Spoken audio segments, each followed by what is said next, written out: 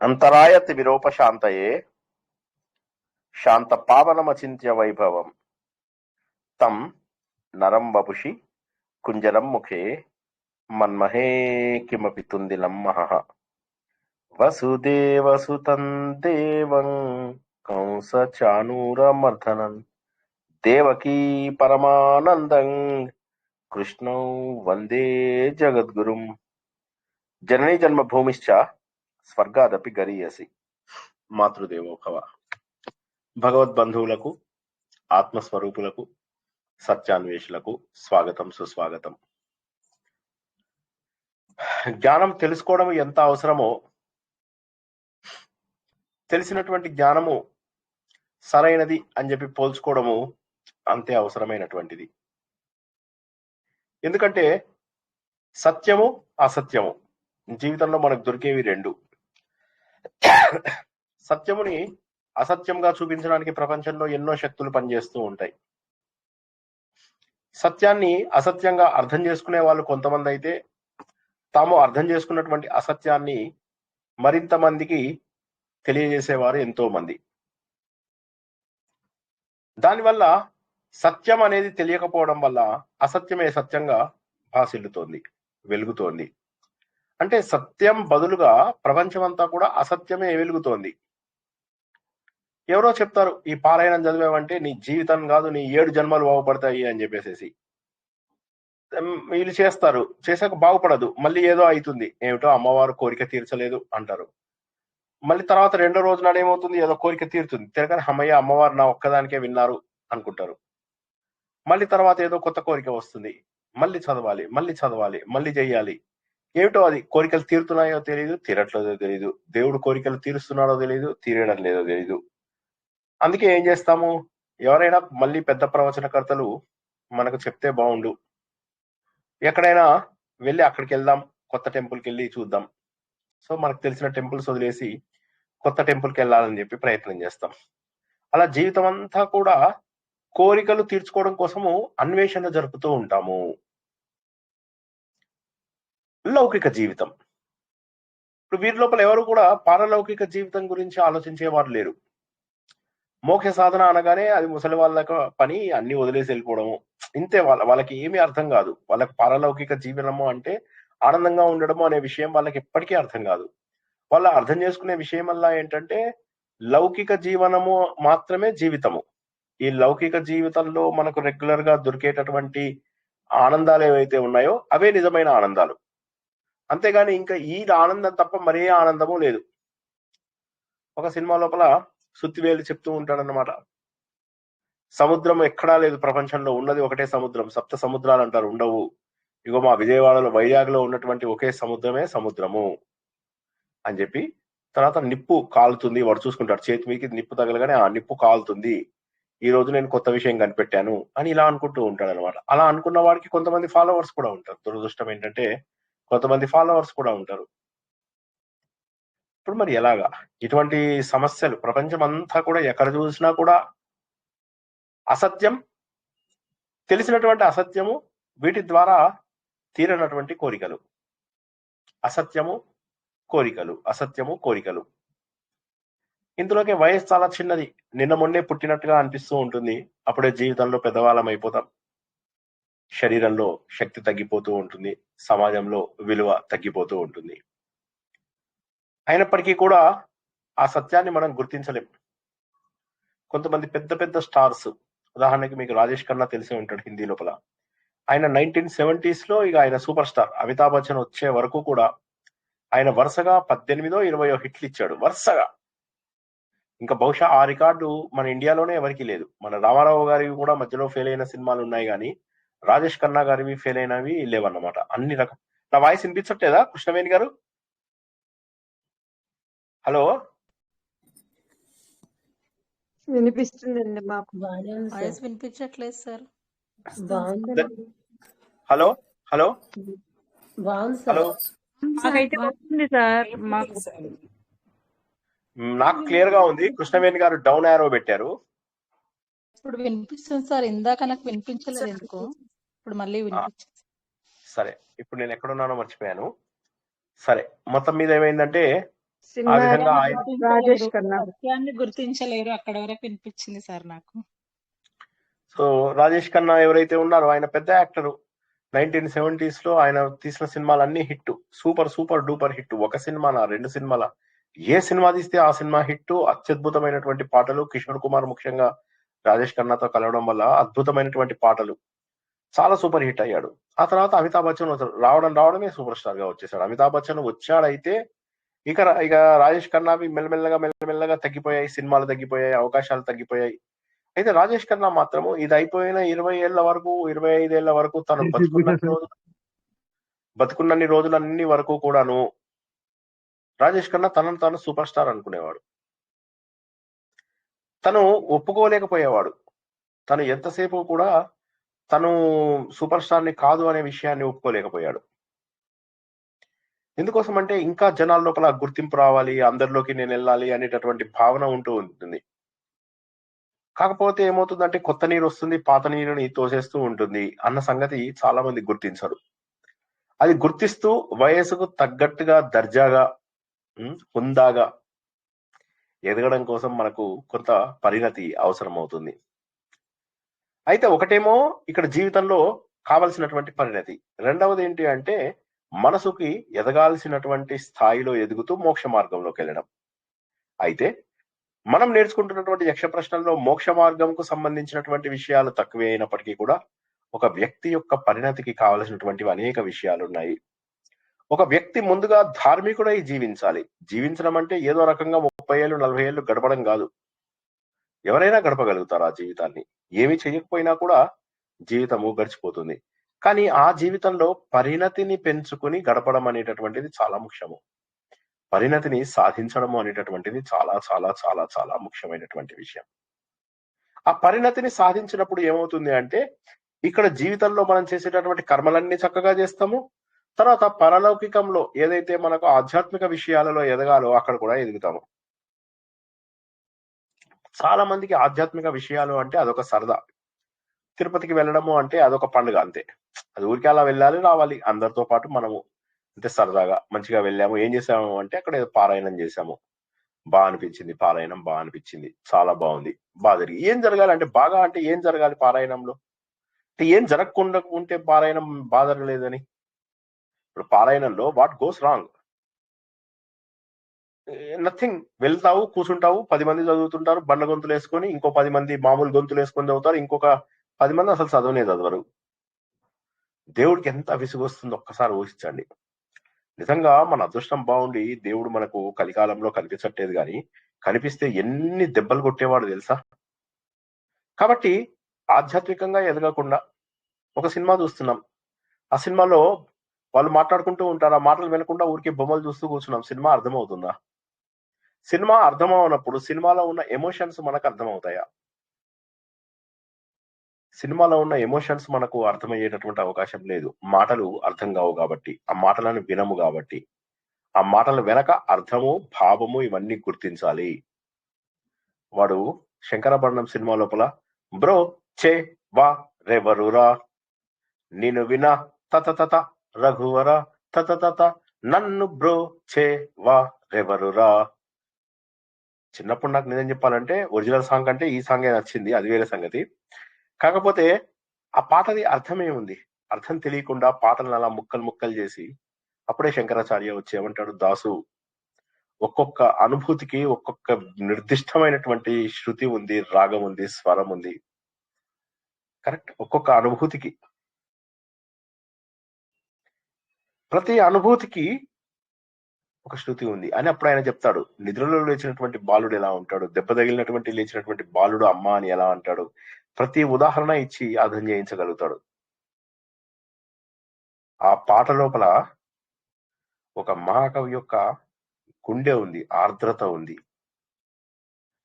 కాబట్టి ఏంటంటే అది గుర్తించాలి. నారాయణీయం గొప్పది, కానీ ఆ కవి యొక్క హృదయాన్ని నువ్వు గుర్తించినప్పుడు లాభం ఏంటి? కంసుడు ఏం చంపాడు, కృష్ణుడు ఏం చంపాడు, ఇవి పట్టుకుంటూ కూర్చుంటావా? లేకపోతే దాని వెనక ఉన్నటువంటి భావాన్ని గుర్తిస్తావా? కాబట్టి భావము మనందరికీ కూడా ముఖ్యమైనటువంటిది. భావము లేనిదే జీవితము లేదు. కాబట్టి భావన లేనిదే ఆధ్యాత్మికత అనవసరము.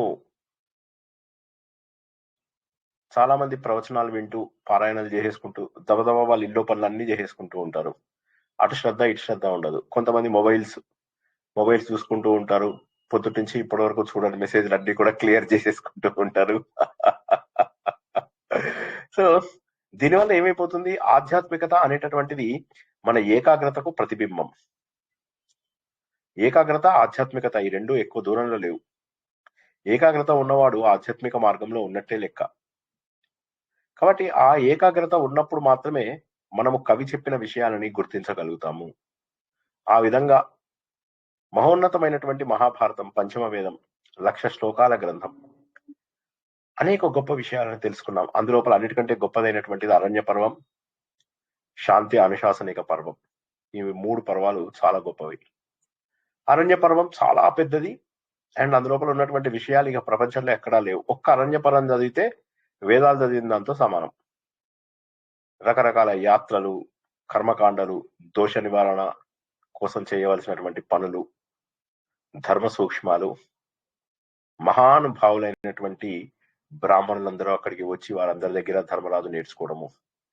ఇదే సమయం లోపల మహానుభావులైనటువంటి వారందరి దగ్గర తను నేర్చుకోవడమే కాకుండా మహానుభావుల కథలు కూడా తెలుసుకుంటూ ఉంటాడు. నల దమయంతుల కథ, నహుషుని కథ, ఇటువంటి కథలన్నిటి ద్వారా అనేక రకాల సత్యాలను తెలుసుకుంటాడు. నాలాంటి పాపిష్టి వాడు ఉన్నాడా, నేను చాలా చెడ్డవాణ్ణి, ఇలా జూదంలో ఓడిపోయి ఇలా అయిన వాళ్ళు ఉన్నారా అంటే, బాబు నువ్వు చాలా అదృష్టవంతుడివి. నలమహారాజును ఒకడు ఉండేవాడు, నీకు 4 అన్నదమ్ముళ్ళు ఉన్నారు, నీళ్లు తీసుకురా అంటే తీసుకొస్తారు. కానీ ఏమీ లేకుండా ఒంటి మీద బట్టలు కూడా పక్షులు కొట్టేస్తాయి నలమహారాజుకి. భార్య చీరని సగం చింపి దాన్ని కట్టుకుంటాడు.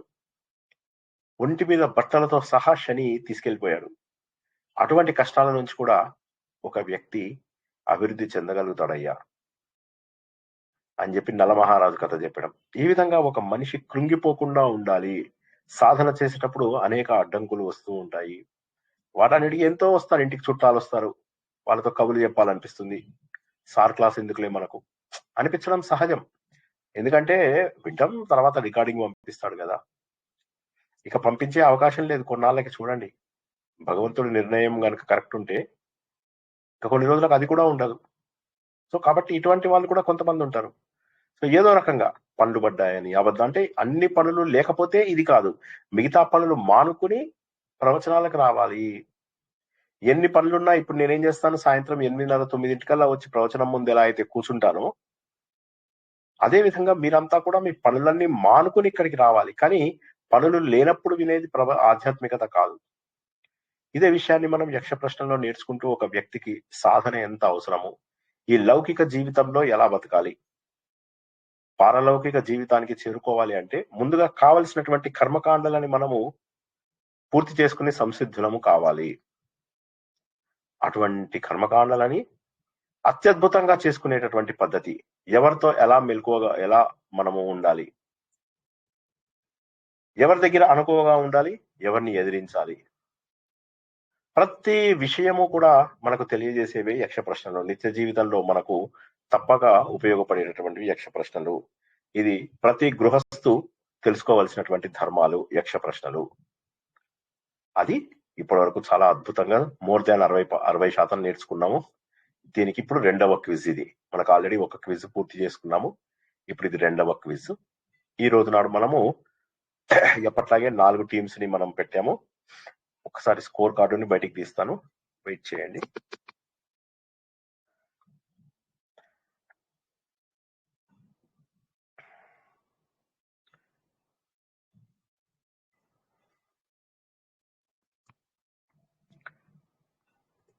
ఇవాళ కూడా గత వారం లాగానే పుష్కరాక్ష, పరమాత్మ, పద్మనాభ, ప్రభావ టీమ్స్ సుమారుగా సమయాన్ని బట్టి 10 రౌండ్స్ ఉండేటటువంటి అవకాశం ఉంది. ఎక్కువగా తత్వరూపమైనటువంటి ప్రశ్నలే. సో ఎన్ని వీలైతే అన్ని మనము 10 లోపల పూర్తి చేసుకోవడానికి ప్రయత్నం చేద్దాం. ఆల్రెడీ శాంపుల్ పేపర్స్ కొన్ని పంపించాను. మనం ఇప్పటి వరకు చదువుకున్నటువంటి అన్ని విషయాలని సింహము అవలోకనము చేసుకున్నట్టుగా మనం కూడా అవలోకనము చేశాము. వెనక్కి తిరిగి మొత్తం చూసుకోవడాన్ని అవలోకనము అంటాము. సింహావలోకనం, సింహం ఏ విధంగానైతే వెనక్కి చూసుకుంటూ మొత్తాన్ని అవలోకనం చేస్తుందో అలా మనం పూర్తిగా అవలోకనం కూడా చేసుకున్నాము. సింహావలోకనం అయిన తర్వాత ఈ రోజు మనము ప్రశ్నలు ప్రారంభించుకుంటాము.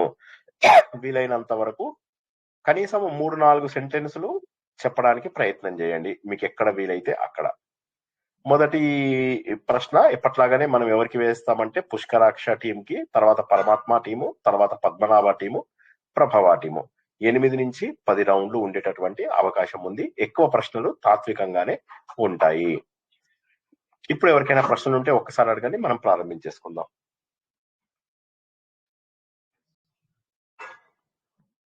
వండర్ఫుల్.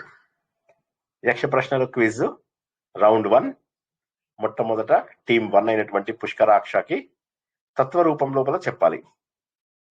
కనీసము తత్వరూపం అంటే కనీసం 4 వాక్యాలలో చెప్పాల్సినటువంటిది ఉంటుంది. కనీసం 4 వాక్యాలు, చెప్పిన వాక్యమే చెప్పకుండా కనీసం 4 వాక్యాలలో టీం అంతా కలిసి కూడా ఒకరి తర్వాత ఒకరు చెప్పవచ్చు. దీంట్లోపల ఇది కరెక్ట్ ఆన్సర్ అని ఉండదు, మీరు దాన్ని ఎలా అర్థం చేసుకున్నారు అనేది మాత్రమే యక్ష ప్రశ్నలో మనం ఇక్కడ చూస్తాము. ఈ ప్రశ్నకు 10 మార్కులు. రౌండ్ 1లో ప్రతి ప్రశ్నకు కూడా 10 మార్కులు. ఒక టీము సరిగ్గా చెప్పలేక లేదా నాకు సంతృప్తిని కలిగించకపోతే అప్పుడు రెండవ టీంకి మనము ఆ ప్రశ్నని ట్రాన్స్ఫర్ చేస్తాము. అప్పుడు దానికి 5 మార్కులు ఉంటాయి. రెండవ టీం కూడా సంతృప్తికరంగా చెప్పకపోతే మూడవ టీము 3 మార్కులు ఉంటాయి. అది కూడా సరిగ్గా చెప్పకపోతే 2 మార్కులు. 10 మార్కులు, 5 మార్కులు, 3 మార్కులు, 2 మార్కులు. ఈ విధంగా క్వశ్చన్ ఒకరి నుంచి మరొకరికి మార్చబడితే, కాబట్టి వీలైనంత వరకు మార్చకుండా ఎవరిది వారే ప్రశ్నలు చెప్పుకోవడానికి ప్రయత్నం చేయండి. జై శ్రీకృష్ణ. ప్రారంభించుకుందాం. మొదటి టీము యక్షుడు ధర్మం గురించే ఎక్కువ ప్రశ్నలు ఎందుకు అడిగాడు? పుష్కరాక్ష టీం క్విజ్ లోపల మొట్టమొదటి ప్రశ్న ధర్మం గురించి ఎందుకు అడిగాడు? చెప్పండి. అంటే ధర్మమే మానవ జీవితానికి పునాది అని బోధించడమే. అంటే ధర్మమే సూక్ష్మమైనది, అందువల్ల మహాత్ములు నడిచిన మార్గంలోనే మన ధర్మానికి ప్రమాణం. అంటే తన కుమారుడు ధర్మాన్ని కేవలం చదివాడా లేక జీవితంలో ఆచరిస్తున్నాడా అని పరీక్షించాడు. అంటే ధనం, బలం, విద్య, అధికారం ఇవన్నీ కూడా ధర్మం లేకపోతే నిలవు. ఇంకా సత్యం వద ధర్మం చర అంటారు కదా, అంటే సత్యాన్ని పలుకు ధర్మాన్ని ఆచరించాలి. అంటే అన్ని జీవులలో ఒకే ఆత్మ చూడడం అత్యున్నతమైన ధర్మం. అంటే ధర్మం అనేది బాహ్య ప్రవర్తన మాత్రమే కాదు, అంతరంగ శుద్ధి, మనసులో రాగద్వేషాలు తగ్గి అహంకారం కరిగి నేనే బ్రహ్మను అనే జ్ఞానం కూడా ధర్మమే. Okay, very good, very good, బాగా చెప్పారు. ఇంకెవరన్నా టీమ్ లో చెప్తారా? 10 మార్కులు మీకు ఇస్తున్నాను. ఇంకా ఎవరైనా యాడ్ చేయాలంటే యాడ్ చేయండి. ఈ ప్రపంచం అంతా కూడా ఒక ఉల్లంఘించలేని శాసనం కింద నడుస్తుంది, అదే ధర్మం. అంటే మనమే సూర్యుడు ఉదయిస్తున్నాడు, అస్తమిస్తున్నాడు, అంటే మనం చేసేది ఏమీ లేదు. అందులో ఆ టైంకి పగలపూట ఆకలేస్తుంది, రాత్రి ఎంత తినాలన్నా రాత్రిపూట అలాగే పడుకుంటాం. అంటే ఇదంతా కూడా మనం చేసింది కాదు, భగవంతుడు ఒక పరబ్రహ్మ, భగవంతుడు సూర్యుడు రూపంలో మనకి మొత్తం అంతా ఈ చక్రాన్ని నడిపిస్తున్నాడు. ఇదే ధర్మం అంటే అంటే ధర్మము అంటే సూర్యాస్తమయము అంటే ఈ సంసార చక్రం అంతా కూడా ఇలాగే నడుస్తుందని. అంటే ధర్మరాజు యొక్క అసలు స్వరూపాన్ని బయట పెట్టడానికి, అంటే నలుగురు సోదరుల్లో నకులను మాత్రమే బతికించాలని కోరుకోవడం ద్వారా, అంటే యుధిష్ఠిరుడు తనకి ఇష్టమైన భీముడు లేదా అర్జునుడు కాకుండా సమత్వ ధర్మాన్ని ఎంచుకున్నాడు. అంటే దీనివల్ల అతనికి ధర్మనిష్ట నిరూపించబడ్డాడు. అలాగే అంటే సమస్య ఎంత కష్టమైనా నిర్ణయానికి ధర్మం మరియు వివేకం కూడా ఆధారంగా ఉండాలి. కరెక్ట్. నెక్స్ట్ పరమాత్మ టీము బాగా చెప్పారు అందరూ. మీరు పుష్కరాక్ష టీము చాలా బాగా చెప్పారు. మీరు 10 మార్కులతోటి చెప్పిన జవాబు కూడా చాలా బాగా చెప్పారు. అన్నిటికంటే నాకు బాగా నచ్చినటువంటిది ఏంటి అంటే ప్రపంచం ఉల్లంఘించలేనటువంటి శాసనం కింద ఉన్నది అదే ధర్మం అని అనుకోవడము, పరబ్రహ్మ నియమాల కిందనే ఇది వెళ్తుంది అని అనుకోవడము.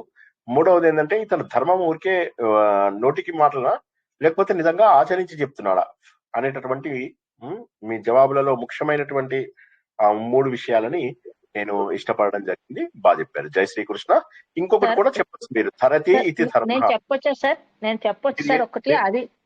మీరు ఏ team? Same team sir, same team అందుకే చెప్పండి అడుగుతున్నా. చెప్పండి సేమ్ టీం అంటే చెప్పండి. మన 4 దశల్లో ఉంటాం కదా సార్, ధర్మ అర్థ కామ మోక్ష. మనం ఈ 4 దశలు దాటుకొని వెళ్ళాలి మనం ఎప్పుడు కూడా. అంటే ఎలా ఒక్కొక్కటి దేనికి మనకి మన ప్రగతికి, అందులో కూడా ధర్మాన్నే ముందుగా పెట్టారు. సో దానికి అంత ఇంపార్టెన్స్ ఉన్నది అన్నది నాకు అనిపించింది. కరెక్ట్. ధర్మం ధర్మం అనేది అనేటటువంటి శ్రేష్టం, లేని స్టెప్ లేదు. ధర్మం శ్రేష్టం అని. అనేటటువంటిది లేనిది ధర్మం అనేది లేనిదే అర్థం లేదు. ధర్మబద్ధమైనటువంటి డబ్బు సంపాదించాలి, ధర్మబద్ధమైనటువంటి కామం అనగా బంగ్లాలు కార్లు కొనుక్కోవాలి. Yes, ధర్మబద్ధంగానే మోక్షం కూడా. మోక్షము ధర్మబద్ధం లేకపోతే రాదు. అర్థము రాదు. కామము ధర్మం ధర్మ లేకుండా అర్థ వస్తుంది. కామ కూడా ధర్మబద్ధంగా. అవును సార్, అవును సార్. వండర్ఫుల్. ఓకే, యక్ష ప్రశ్నలో ఇంకా చాలు. మళ్ళీ మిగతా విధానం వాటికి పాయింట్స్ మిగతా వాటికి ఉంచుకోండి. ఇంకా రెండవ ప్రశ్న, యుధిష్ఠరుడు ఒక్క ప్రశ్నకు కూడా తొందరపడకుండా చాలా పీస్ఫుల్ గా చెప్పాడు. నిజం చెప్పాలంటే దాహం వేస్తుంది ఆయనకి. ఒక పక్కన చూసినట్లయితే శోకంలో ఉన్నాడు. కాకపోతే అతడు దేనికి కూడా తొందరపడి జవాబు చెప్తున్నట్టుగా అనిపించదు మనకు. ఎందుకంటే తొందర లోపల తప్పులు చెప్పే అవకాశం ఉంది కదా. సో దానికి పరమాత్మ టీము విపులమైనటువంటి వివరణను ఇవ్వండి. జై శ్రీకృష్ణ సార్. ఎవరు మాట్లాడేది? కృష్ణవేణి సార్. మాట్లాడండి. అంటే ఇక్కడ ధర్మరాజు ధర్మాన్ని ఆచరించే ఇక్కడ అన్ని సమాధానాలు చెప్తున్నాడు. అంటే ఆయనకు సహనం కూడా ఎక్కువగానే ఉంది. అక్కడ వాళ్ళ తమ్ముళ్ళు విగత జీవులుగా పడి ఉన్నారు. అంటే అక్కడ తమ్ముళ్ళు అంటే కూడా సామాన్యులు కారు కదా, అక్కడ వాళ్ళు వీరులే. అంటే వీళ్ళు ఇలా పడిపోయినరు అంటే ఏదో కారణం ఉంటది. యక్షుడు కూడా సామాన్యుడు కాదు అనుకొని అక్కడ వివేకంతోనే అక్కడ ప్రతిదానికి సమాధానాలు ఇచ్చాడు. అక్కడ ప్రతిదీ కూడా ఆలోచించే వినయంగా ధర్మంగా ప్రతిదానికి సమాధానాలు ఇచ్చాడు. అక్కడ వాళ్ళు ఫలితాన్ని అనుభవిస్తున్నారు, కానీ వాళ్ళని అడగట్లేదు నా తమ్ముళ్ళను బతికించు అని అడగట్లేదు. అక్కడ వినయంగా తను అడిగిన ప్రశ్నలు అన్నింటికీ సమాధానాన్ని తొందర పడకుండా, వాళ్ళు ఏదో తొందరపడ్డారు కానీ ఈయన తొందర పడకుండానే ఆలోచిస్తూ ఇచ్చాడు. వండర్ఫుల్. ఇంకెవరైనా టీంలో చెప్తారా? బానే ఉంది, ప్రశ్నకు జవాబు బానే ఉంది. ఇంకా కూడా ఎవరైనా చెప్తారంటే చెప్పండి, లేకపోతే మామూలుగా క్షత్రియులు అంటేనే శౌర్యంగా ఉంటారు, ధనుర్విద్య ఉంటుంది. కానీ ఇక్కడ ధర్మరాజు క్షత్రియ స్వభావానికి అంటే వాళ్ళ ఆల్రెడీ తమ్ముళ్ళు అక్కడ ప్రమాదంలో ఉన్నారు కదా, వాళ్ళ కోసం కూడా ఎక్కడ తను తొందరపడితే వాళ్ళకి ఇంకా వాళ్ళ లైఫ్ ఏమవుతుందో అన్న భయానికి కూడా తను తన శౌర్యాన్ని వాళ్ళ సహజ స్వభావాన్ని కూడా కొంచెం పక్కకు పెట్టి కూడా, అంటే మామూలుగా కూడా ధర్మరాజు వినయం ఉంటుంది, ధర్మనిష్ట ఉన్నది. అలా కూడా తను తొందరపడకుండా వెరీ చెప్పాడు. Good, very good. ఈ పాయింట్ చాలా బాగుంది. ఈ ధర్మరాజు యొక్క సహజ లక్షణం అది. వినయము అనేటటువంటిది ధర్మరాజు సహజ లక్షణం. అందుకోసమే ఆయన బ్రాహ్మణోత్తములు అందరూ వస్తే వారందరికీ ముందు పాద పూజలు చేయడము, ఆ నీరు నెత్తిన జల్లుకోవడము, మిగతా అందరికంటే ఎక్కువ చేస్తూ ఉంటాడు. కాబట్టి ఒకటేమో ధర్మాచరణలో ఉన్నవాడు పీస్ఫుల్ గా ఉంటాడు అనేది ఒక కారణం అయితే, రెండవది ఏంటంటే ఆయన సహజ లక్షణం. మీరు చెప్పింది సహజ లక్షణము, మంచి మాట చెప్పారు. Next team 3 Padmanabha team. Okay sir. ధర్మము అన్న జీవరక్షణ అన్నా కూడా ఒకటే అన్నట్టుగా ఎలా చెప్పాడు యుధిష్ఠరుడు? రెండు వేరు కదా. ధర్మం వేరు, జీవరక్షణ వేరు. రెండింటిని సమానమే అని ఎలా అనగలిగాడు అంటారు? మీకు తెలిసినంత వరకు మీకేమర్థమైంది? ధర్మనిష్ట, ఆయనకి సమదృష్టి రెండు ఉన్నాయి సార్. వివేకం ఉంది, వినయం కూడా ఉంది ఆయన లక్షణాలు. ధర్మం అంటే భూతదయ భూతరక్షణ అవి చూపియాలా అని. మరి సర్వభూత హితేరత అని మనకి 12వ అధ్యాయంలో కృష్ణ భగవాన్ చెప్పినాడు సార్. అన్ని భూతాల హితము కోరుకోవాలి, సమభావనతో అన్ని భూతాలని చూడాలి అని. మరి విష్ణు సహస్రనామాలలో భూతాత్మ అంటే అన్ని జీవుల్లో కూడా పరమాత్మ చైతన్యంగా ఉన్నాడని. కాబట్టి మనము ప్రతి ప్రాణిలో కూడా పరమాత్మ చైతన్యము చూస్తున్నాం అన్నమాట. ఈ దృష్టితోనే ఈయన ధర్మాన్ని జీవరక్షణగా చేసినాడు సార్. అహింస పరమో ధర్మ అంటారు. అంటే హింసా ప్రవృత్తిని వదలాలి, కరుణ దయ ఉండాలి, కష్టాల్లో ఉన్న వాళ్ళకి అభయదానం చేయాలి. ఇవన్నీ నాకు అర్థమైనాయి సార్. చాలా బాగా చెప్పారు. ఇంకా దీంట్లో ఒక్కటి కూడా యాడ్ చేయాల్సిన అవసరం లేదు. ఎందుకంటే మీరు విష్ణు సహస్రనామంలో ఉన్నట్టుగా అన్ని భూతములలో ఉన్నటువంటిది ఒకటే అని చెప్పారు. తర్వాత మళ్ళీ భగవద్గీత ప్రకారం సర్వభూత హితేరద అని చెప్పేసి చెప్పారు. కాబట్టి ఇక ఇంతకు మించిన ధర్మం ఏముంది? అహింసో పరమో ధర్మ అన్నారు. అహింసనే పెద్ద ధర్మ. అంటే అహింస అంటే జీవులని రక్షించడమే కదా. ఇదే విషయాన్ని ఇందాక మా పిల్లవాడు చెప్తున్నాడు అనమాట. ఏంటంటే ఒకసారి మేము ఇందాక మెట్రో స్టోర్స్కి వెళ్ళాము. మెట్రో స్టోర్స్ లోపల ఒక ఐటమ్ తీసుకురమ్మని పంపించాను వాడి లోపల. నేను చెక్అవుట్ కౌంటర్ లో నిలబడ్డాను. అప్పుడు తను వెళ్ళి అక్కడ కొద్దిగా అప్సెట్ గా వచ్చాడు. ఏమైంది అని అడిగాను. అంటే ఏం లేదు, అక్కడ ఒక అందమైన చేపని అలా వేలాడదీసి పెట్టారు, అంటే చంపేసినారు అన్నమాట అని అని అన్నాడు అనమాట. అనగానే అయిపోయింది, ఇద్దరికి మూడ్ ఆఫ్ అయిపోయింది.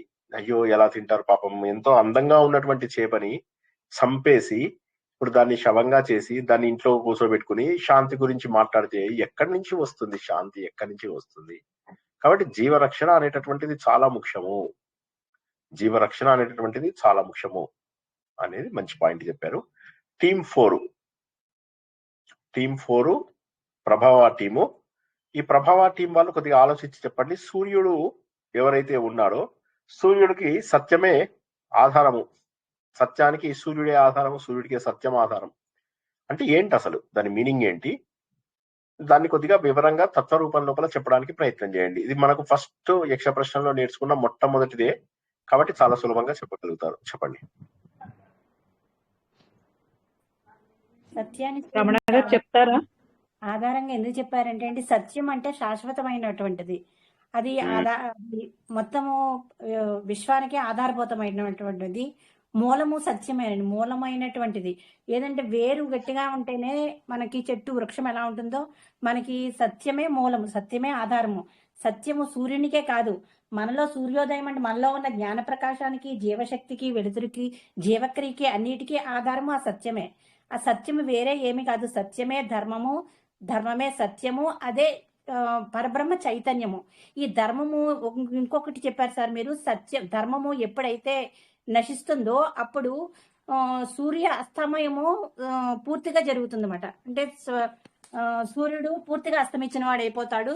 అప్పుడు పూర్తిగా అస్తమిస్తే అప్పుడు గ్రహాలు, నక్షత్రాలు, మొత్తం జీవకోటి, జీవులు అందరూ కూడా ఒక కృష్ణబిలం అనే బ్లాక్ హోల్ లోకి వెళ్ళిపోతారు. లోకంబులు, లోకేశుడు, లోకస్తుడు దిగిన దుదిన లోకం పెంజీగటి కవ్వలనెవ్వడు ఆకృతి వెలుంగు అనే ఏదో శ్లోకం చెప్పారు సార్ మీరు. అదంటే ఒక చైతన్యం. అప్పుడు ఆవలం ఉన్నది ఒకే ఒక చైతన్యము, ఎవరు ఉంటారో అదే చైతన్యము. అదే సూర్యుడికి ఆధారమైంది, మన జీవులకి ఆధారమైంది. సూర్యోదయం అంటే మన లోపల జ్ఞానమే, సూర్యాస్తమయం అంటే మనలో ఉన్న అంధకారము. ఈ రాత్రి పగలు ఈ చక్రం అంతా కూడా, ఈ సంసార చక్రం తిరుగుతుంది అంటే అది కూడా పరబ్రహ్మ చైతన్యం వల్లే. అదే ధర్మము, అదే సత్యము, అదే బ్రహ్మ చైతన్యము అంతా ఒకటే అన్నది. అంటే పరబ్రహ్మ చైతన్యము అంతటా వ్యాపించి ఉన్నది అన్నది. ఏదైతే వ్యాపించి ఉందో, అంతటా ఏదైతే ఉందో అదే సత్యము, అదే దేనికైనా ఆధారం. అదే కరెక్ట్. దేనికైనా ఆధారమైనటువంటి సత్యము సూర్యుడు కూడా ఆధారమైంది. ధర్మము లేని రోజు నాడు సూర్యుడు అస్తమించిపోతాడు అనేటటువంటి 2 పాయింట్లు మీరు చాలా బాగా చెప్పారు. చక్కటి వివరణ. సూర్యునిలోని చలనము, వేడి, తిరిగే కాలము, కాంతి ఇవన్నీ నిర్ణయించేది కూడా సత్యం సార్.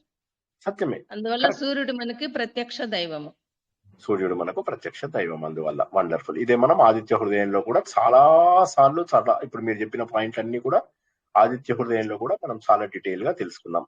ఈ విధంగా మొత్తం రౌండ్ 1 పూర్తయ్యేసరికి పుష్కరాక్ష టీం 10 మార్కులు, పరమాత్మ టీం 10 మార్కులు, పద్మనాభ టీం 10 మార్కులు, ప్రభావ టీము 10 మార్కులు, మొత్తం మీద అన్ని టీంలు కూడా 10 మార్కులతోటి సమానమైనటువంటి స్థితి లోపల వెళ్తున్నాయి. ఇప్పుడు రౌండ్ 2 కూడా తత్వరూపమైనటువంటి ప్రశ్ననే. అంటే 10 మార్కులకు జవాబు చెప్పాలి. మీరు చెప్పలేకపోతే లేదా నాకు సంతృప్తి కలగకపోతే తర్వాత టీము 5 మార్కులు, తర్వాత టీంకి 3 మార్కులు, తర్వాత టీంకి 2 మార్కులు వెళ్ళడం జరుగుతాయి అన్నమాట. ఇప్పుడు స్వధర్మమే శ్రేష్టమని ఎలా అన్నాడు? ఎగ్జాంపుల్స్ చెప్పండి కొన్ని. టీం 1 పుష్కరాక్ష టీము స్వధర్మమే శ్రేష్టం. అంటే ప్రతి వ్యక్తికి తన స్వభావం, సామర్థ్యం, బాధ్యతలకు అనుగుణంగా ఒక కర్తవ్యం ఉంటుంది. అంటే ప్రతి వ్యక్తి స్వభావం భిన్నంగా ఉంటుంది. అందరికీ ఒకే విధమైన కర్తవ్యం సరిపోదు.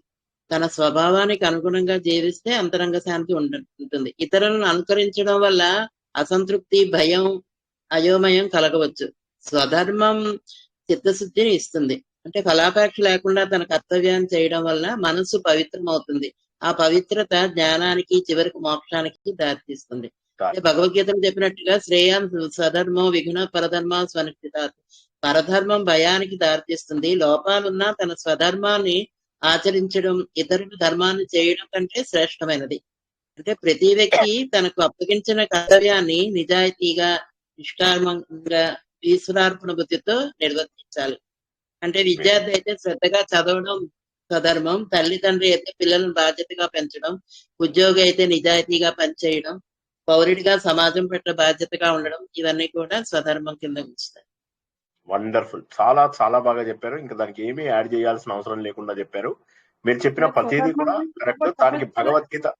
భగవద్గీతకు సంబంధం కూడా దానికి చెప్పారు. చెప్పండి. సార్ అంటే ఇక్కడ అర్జునుడు నేను యుద్ధం చేయను భిక్షం ఎత్తుకుంటానంటే ఆ, నువ్వు భిక్షం ఎత్తుకోవడానికి వెళ్ళి వాళ్ళని కొట్టేసి వస్తావు నువ్వు, అది నీ ఇదేంటి క్షత్రియ ధర్మం, అది నీ క్షత్రియుడు నువ్వు అని అవును. అంటాడండి స్వధర్మం కరెక్ట్ గురించి చెప్పినప్పుడు. Correct correct correct correct. అంటే అలా అన్నాడు. యాక్చువల్ గా నేను చెప్పాను ఆ జోక్, అది భగవద్గీతలో ఎగ్జాక్ట్లీ అలా లేదు. కానీ నువ్వు నీ స్వధర్మానికి అనుగుణంగానే వెళ్తావు అర్జున అని చెప్పాడు. నేనన్నాను ఊరికే బిచ్చం ఇవ్వకపోతే ఆయన వేసి కొడతాడు, గాడిమ వేసి కొడతాడని మిమ్మల్ని నవ్వించడానికి చెప్పారు. బట్ పర్లేదు రండి, మంచిగానే బాగా చెప్పారు. గుడ్ గుడ్, చాలా చక్కటి జవాబు చెప్పారు, చాలా బాగా చెప్పారు. నెక్స్ట్ రెండవ టీము, భూమి కంటే గొప్పది ఎవరు అలా చెప్పడంలో అర్థం ఏంటి?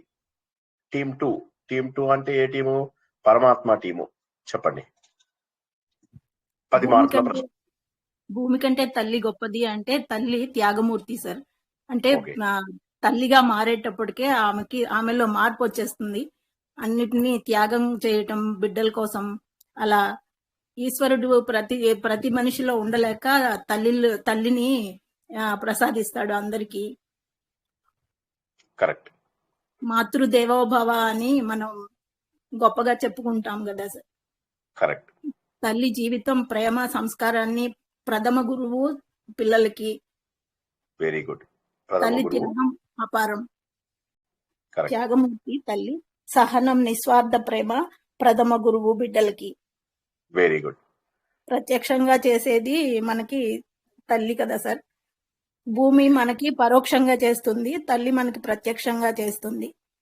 రైట్ రైట్, చాలా బాగా చెప్పారు. సహనము మొదటి గురువు, త్యాగము మనకు అన్ని అందించేది. భూమి ఏ విధంగానైతే మనకు సకల వైటమిన్స్ అండ్ మినరల్స్ అందిస్తూ మనల్ని పోషిస్తుందో, అదే విధంగా తల్లి కూడా మనల్ని అన్ని ఇచ్చి పోషిస్తుంది. కాబట్టి తల్లి భూమి కంటే కూడా గొప్పది. ఎందుకంటే మనకు డైరెక్ట్ ఫస్ట్ తల్లి నుంచే అన్ని దొరుకుతాయి కాబట్టి. చాలా బాగా చెప్పారు. అందుకే మనకు బొబ్బిలిపులి సినిమా లోపల పాట ఏంటి? జననీ జన్మభూమి. అది ఎందులో నుంచి చెప్తారు? అది ఏ గ్రంథంలోది ఆ పాట? రామాయణం సార్. రాముడు అంటాడు కదా సార్. రాముడు అంటాడు ఆ మాట. సో కాబట్టి తను రాముడే అన్నాడు అంటే ఇక ఈ మాటకు తిరుగుందా ఒకసారి ఆలోచించాలి. రాముడే ఎంత బాగా చెప్పాడు. ఏమనన్నాడు? అపి స్వర్ణమయం లంక. స్వర్ణమయం అపి లంక. స్వర్ణమయమే అంతా కూడా, లంక అంతా కూడా బంగారంతో తయారు చేయబడింది. నమే రోచతి లక్ష్మణ. నాకు నచ్చదు లక్ష్మణ, నాకు ఇష్టం అనిపించట్లేదు. ఎందుకోసం అంటే జననీ జన్మ భూమిశ్చ స్వర్గాదపి గరీయసి. కాబట్టి ఇక్కడ మనం గుర్తించాల్సింది ఏంటంటే జననీ జన్మ భూమి మాత్రమే మనకు ముఖ్యమైనటువంటివి అన్నటువంటి విషయాన్ని కూడా చెప్పడం చాలా బాగా చెప్పారు. నెక్స్ట్ టీము సార్, మేము చెప్పొచ్చా సార్? మేము టీం కాదు కానీ ఏమైనా యాడ్ చేయొచ్చా? నేను చెప్తాను సార్. సుధామోహన్ ఏమైనా యాడ్ చేయొచ్చా సార్? అట్లా కాదు, టీం ఏదో చెప్పండి మీరు. నేను పుష్కరాక్ష టీం సుధామోహన్. పరమాత్మ టీం వాళ్ళు ఇంకేమన్నా 10 మార్కులు ఇచ్చేసారు. పరమాత్మ టీం లో వాళ్ళు ఇంకేదన్నా ఇప్పటి వరకు వినని మాట ఏదన్నా చెప్తేనే చెప్పండి. తల్లి 9 నెలలు కడుపులో మోస్తుంది సార్. అంటే బాధలు ఓర్చుకొని, కష్టాలు ఓర్చుకొని మోస్తుంది. ఆ టైంలో వాళ్ళకి ఎంత కష్టమైనా కూడా ఓర్చుకొని మోస్తుంది. ఇంకా ఏంటంటే కొంతమందికి భర్తల సపోర్ట్ కూడా ఉండదు సార్. అభాగ్యులు ఉంటారు. అయినా కూడా తన బిడ్డని రక్షించుకోవడానికి తను అట్లా గర్భస్రావం చేసుకోకుండా కూడా కంటుంది సార్. అవును, అంటే ఎవరు వదిలేసినా కూడా ఈ ప్రపంచంలో మనను తల్లి వదిలేటువంటి కాన్ఫిడెన్స్ మనకు ఉంది. అది మంచి పాయింట్. సుధామోహన్ గారు చెప్పండి, వేరే టీము మీరు చెప్పండి. సార్, అంటే అమ్మ పరిచయం కొంచెం డిఫరెంట్ గా అంటే డిఫరెంట్ అంటే చెప్పిందే కొంచెం డిఫరెంట్ గా చెప్పాలనుకుంటున్నాను సార్. అమ్మ అనేది ఒక అక్షరం కాదు, అది ఒక అనుభూతి, ఒక విశ్వం. సాధారణంగా ఎవరైనా చదువు గురించి అడిగినప్పుడు డిగ్రీలు పట్టాల గురించి మాట్లాడుకుంటాం, కానీ ఒక అమ్మ చదువు గురించి మాట్లాడితే అది జీవిత పాఠశాల పుస్తకం అవుతుంది మనకి. అమ్మ ఏమి చదువుకోకపోయినా ఈ ప్రపంచాన్ని అర్థం చేసుకునే అతి ఉన్నతమైన విద్యని మనకి తెలుపుతుంది. వెరీ గుడ్, చాలా బాగా చెప్పారు. Next team 3 Padmanabha team. తర్వాత ప్రశ్న నేను చెప్తున్నా తల్లి గురించి ఇంకొక 2 వాక్యాలు ఇప్పటి వరకు చెప్పని పాయింట్లు ఉంటేనే చెప్పండి. చెప్పని పాయింట్ ఉంది సార్, చెప్తా. రిపీట్ అవన్నీ అయితే చెప్పండి. తప్పు చెప్పారంటే మీ టీం నుంచి మార్కులు తీసేస్తా. లేదు సార్, చెప్తాను సార్. మహాభారతంలో కుపుత్రో భవతి కుమార్తె నా భవతి అన్నారు. అంటే చెడ్డ కొడుకు ఉండొచ్చు కానీ చెడ్డ తల్లి మటుకు ఉండదు అని అర్థం సార్. మరి శ్రీకృష్ణుడు భగవద్గీతలో స్త్రీకి ఎక్స్ట్రా క్వాలిటీస్ ఇచ్చినాడు సార్. శృతి, ధృతి, స్మృతి, మతి, క్షమ, మరి హైయెస్ట్ ఎమోషనల్ వాల్యూస్ అన్ని మనం తల్లి దగ్గరే నేర్చుకుంటాము. మనకి తండ్రి దగ్గర చెప్పే కంటే ఎక్కువ తల్లి దగ్గర ఎక్కువ చనువు ఉంటుంది. ఏవే గానీ ఆమె దగ్గర చెప్పుకుంటాం సార్. ఇవి ఎక్స్ట్రా పాయింట్స్ సార్. అవును, రెండు కూడా ఎక్స్ట్రా పాయింట్స్. చాలా బాగా చెప్పారు. మీరే టీము? Padmanabha team sir. ఓ, Padmanabha. Okay, fine. Padmanabha team కే ఇప్పుడు తర్వాతి ప్రశ్న. పరమాత్మ టీం కి తల్లి గురించినటువంటి భావన, మన ధర్మరాజు చెప్పినటువంటి విషయాల్ని చాలా చక్కగా మీరు చెప్పడం జరిగింది. ఈ రోజు ఫర్ సమ్ రీజన్ నిజంగా కూడా చాలా బాగా చెప్తున్నారు. ఆత్మబోధ చెప్పినంత బాగా చెప్తున్నారు ఈ రోజు మీరు. సో బహుశా ప్రిపరేషన్ బాగుండి ఉండాలి, లేదా పొరపాటున ప్రవచనాలు అర్థమై కూడా ఉండొచ్చు. ఆ ఛాన్స్ కూడా ఉంది, చెప్పలేము ఏది కరెక్ట్. పొరపాటున కాదు సార్, మామూలుగానే మంచిగా అర్థం అవుతాయి సార్. పొరపాటున ఎక్కడ సార్? సార్ మీ ప్రవచనము మా ప్రాక్టీస్ కూడా sir. Very good, very good. రెండు తప్పనిసరి, అది ముఖ్యం. ఆకాశం కంటే తండ్రి ఉన్నతుడు అని చెప్పడం లోపల ఉన్నటువంటి ఫిలాసఫికల్ ఆస్పెక్ట్ ఏంటి పద్మనాభాని? అన్నిటికీ ఆధారం ఉంది సార్, చాలా విశాలమైనది. మనకి శరీరం రావటానికి కారణం తండ్రి సార్. తండ్రి లేకపోతే మనకి మానవ జన్మ రాదు కదా. ఈ శరీరాన్ని మనకు వచ్చింది అంటే, అలాగే మనం ఈ జ్ఞానం పొందాలన్నా, మనం ఏదైనా ధర్మం చేయాలన్నా, ఏదైనా మంచి పనులు చేయాలన్నా ఈ శరీరం అనేది మనకు అవసరము. ఇక్కడ తండ్రి ఏంటంటే శరీరాన్ని మాత్రమే కాకుండా మనకి జీవితానికి ఒక దిశ చూపిస్తాడనమాట. అంటే మంచి మాటలు, ఒక నడవడిక, ఒక మంచి ప్రవర్తన, బాధ్యతలు, ఎవరితో ఎలా నడవాలి, ఎవరితో ఎలా మసలుకోవాలి, ఒక ధైర్యాన్ని, విలువలు నేర్పిస్తాడు, క్రమశిక్షణ నేర్పిస్తాడు. అంటే మన జీవితంలో అన్ని రకాలుగా మనం ఎలా ఉండాలి అన్నది ఒక తండ్రి చెప్తూ ఉంటాడు. ఈ జన్మకి కారణం తండ్రి అయినా శరీరానికి ఆయన దిశ కూడా చెప్తాడు. అందుకే పితృదేవా భవ అని కూడా అంటారు కదా సార్. తండ్రిని గౌరవిస్తే మనం మొత్తాన్ని, జగత్తుని, ధర్మాన్ని గౌరవించినట్టే. ఇక్కడ ఇంకొకటి ఏంటంటే, బయటగా చూసేది అంటే వ్యవహార దృష్టిలో చూస్తే మనకు జన్మనిచ్చింది తండ్రి సార్. పరమార్థ దృష్టితో చూస్తే మాత్రం ఈ సర్వ జగత్తుకు కారణమైన తండ్రి ఆ పరమాత్మే అన్నమాట. మనం ఈ శరీరానికి ఎలా అయితే తండ్రి కారణమో, అంటే ఒక పనులు, ఒక క్రమశిక్షణ, అవన్నీ బాధ్యత ఒక జన్మనిచ్చిన తండ్రి ఎలా అయితే చూస్తాడో, పరమాత్మ కూడా జగత్తుని మొత్తం రక్షిస్తూ ఆయన కూడా సమానత్వంతో అన్ని రకాలుగా అలా పరమాత్మ కూడా చూస్తూ ఉంటాడు. మనం ఎప్పుడు అందుకే తల్లిదండ్రులకి కృతజ్ఞతా భావంతో ఉండాలి అని చెప్తారు కదా సార్. మనకి సంపద, మనం ఏంటంటే మన ఆస్తులన్నీ సంపాదించిన తర్వాత ఒక ఫాదరు తన నెక్స్ట్ అంటే పిల్లలకి రాస్తారు కదా సార్. అంటే తండ్రి సంపద మాత్రమే కాకుండా మన జీవితాన్ని మనం కష్టపడి ఎలా ఎదగాలి, మన సొంతంగా కాళ్ళ మీద ఎలా నిలబడాలి, ఉద్యోగం ఎలా ఎత్తుకోవాలి, అవి కూడా గైడెన్స్ ఇస్తూ మన సొంత కాళ్ళ మీద మనం ఎలా జీవించాలో కూడా ధైర్యం చెప్పి నేర్పించేది, వెనక పుష్ చేసేది కూడా తండ్రే సార్. సో ఇక్కడ ఏంటంటే చిన్న కంపారిజన్ ఆ పరమాత్మతో కూడా చెయ్యొచ్చు అని. బాహ్య శరీరము కారణం, మన శరీరానికి కారణం ఆయనైతే, ఈ ఆకాశం కన్నా ఉన్నతుడు అని చెప్పటానికి ఉన్న కారణం కూడా అది. అంటే స్థలం ఒక్కటే ఇస్తుంది కదా సార్ ఆకాశం. అది ఎంత ఇది ఉన్నా చైతన్యవంతుడు పరమాత్మ కూడా, ఈ రెండింటికి కూడా ఒక చిన్న లింక్ అన్నమాట. వెరీ గుడ్, చాలా బాగా చెప్పారు. అలాగే పిల్లలకి తండ్రి ఒక వెన్నుముకలాగా ఉండి వెన్ను తట్టి ధైర్యం ఇచ్చి నిలబెట్టి వాళ్ళకి అన్నిట్లోనూ సహకారం ఇస్తూ వాళ్ళని పోషించే బాధ్యత తీసుకుంటాడు. అలాగే పరమాత్మ కూడా మనల్ని రక్షిస్తూ ఉంటాడు. కాబట్టి పరమాత్మకి, ఆకాశానికి, తండ్రికి ఒక పోలిక ఉంది అని అర్థం సార్. అర్థం కరెక్ట్. ఇప్పుడు ఏ విధంగానైతే ఆకాశం లేదు, చెప్పండి. తండ్రి బాధ బయటికి తెలియదు సార్. తండ్రి బాధ బయటికి తెలియకుండా తండ్రిని పెంచుతాడు. తల్లి ఏడుస్తుంది, తండ్రి ఏడ్చకుండానే లోపల బాధపడకుండా ప్రపంచాన్ని చూపిస్తాడు పిల్లలకు. ప్రపంచానికి తొలకపోయేదే తల్లి ఏం చేస్తుంది? పరిచయం చేసేది తల్లి తండ్రికి. తండ్రి ఏం చేస్తాడు? జ్ఞానం చూపిస్తాడు, గురువుని చూపిస్తాడు, దైవాన్ని చూపిస్తాడు తండ్రి. గురువే దైవం అని చెప్తాడు. వండర్ఫుల్. ఇవాళ వేణుగోపాల్ గారు ఫైర్ మీద ఉన్నారు.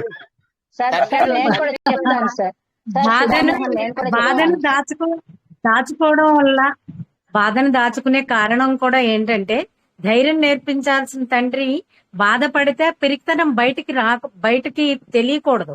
తెలిస్తే వాళ్ళు కూడా అలాగా పిరికితనంగా పెరుగుతారు. కాబట్టి తనకేదన్నా బాధ పిరికితనం ఉన్నా దాచేస్తారు అనమాట.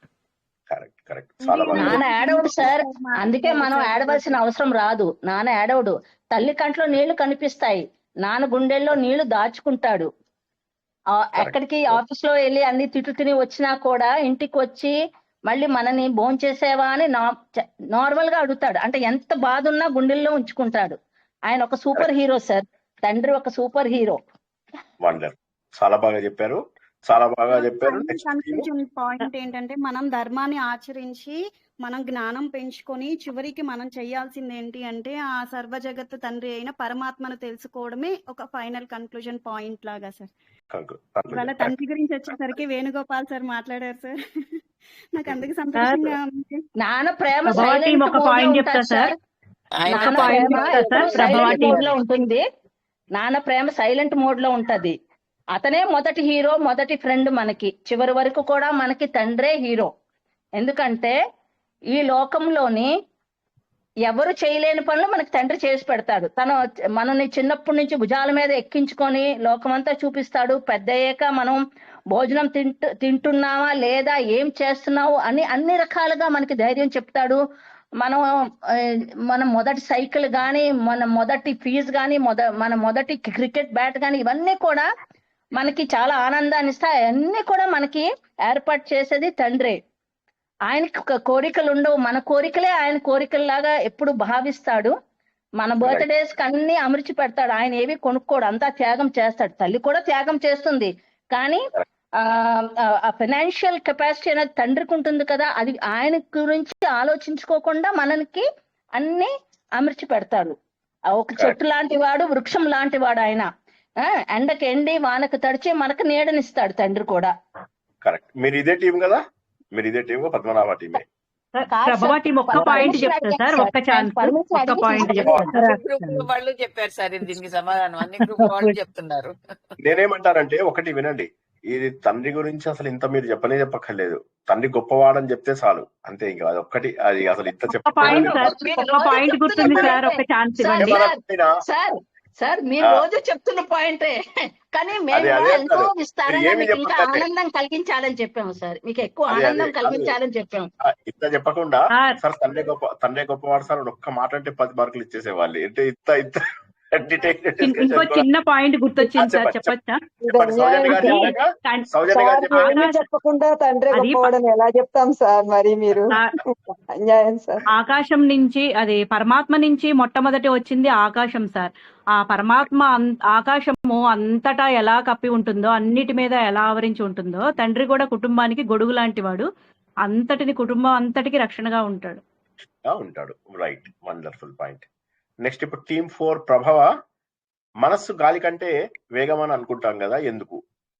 దానికి అంటే సార్, మనస్సు గాలి కంటే చాలా వేగమైనది. ఎందుకంటే మనం ఈ క్షణంలో కూర్చొని బాంబేలో ఏం జరిగిందో ఆలోచిస్తాము, మన చిన్ననాటి టైంలో ఏం జరిగిందో ఆలోచిస్తాము. అలాగే ఇప్పటికిప్పుడు కూర్చొని వేరే దేశంలో కూడా వెళ్ళి అక్కడ ఊహించుకుంటూ అలా కూడా చేస్తాము. చాలా వేగమైందని ఆ విధంగా చెప్పవచ్చు. మనసుకు దూరంతో పనిలేదు సార్.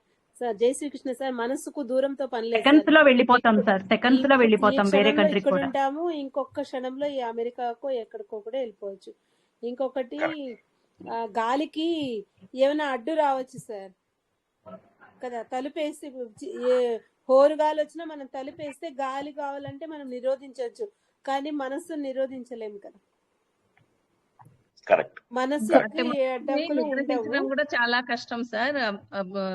పరమాత్మ కూడా చెప్తాడు, అర్జునుడు చెప్తాడు కదా, నువ్వేం బాగా చెప్తావు, మనస్సు వాయు కంటే కూడా వేగమైంది, అట్లాంటి మనస్సుని నిగ్రహించుట ఎట్లా అంటే పరమాత్మ చెప్తాడు.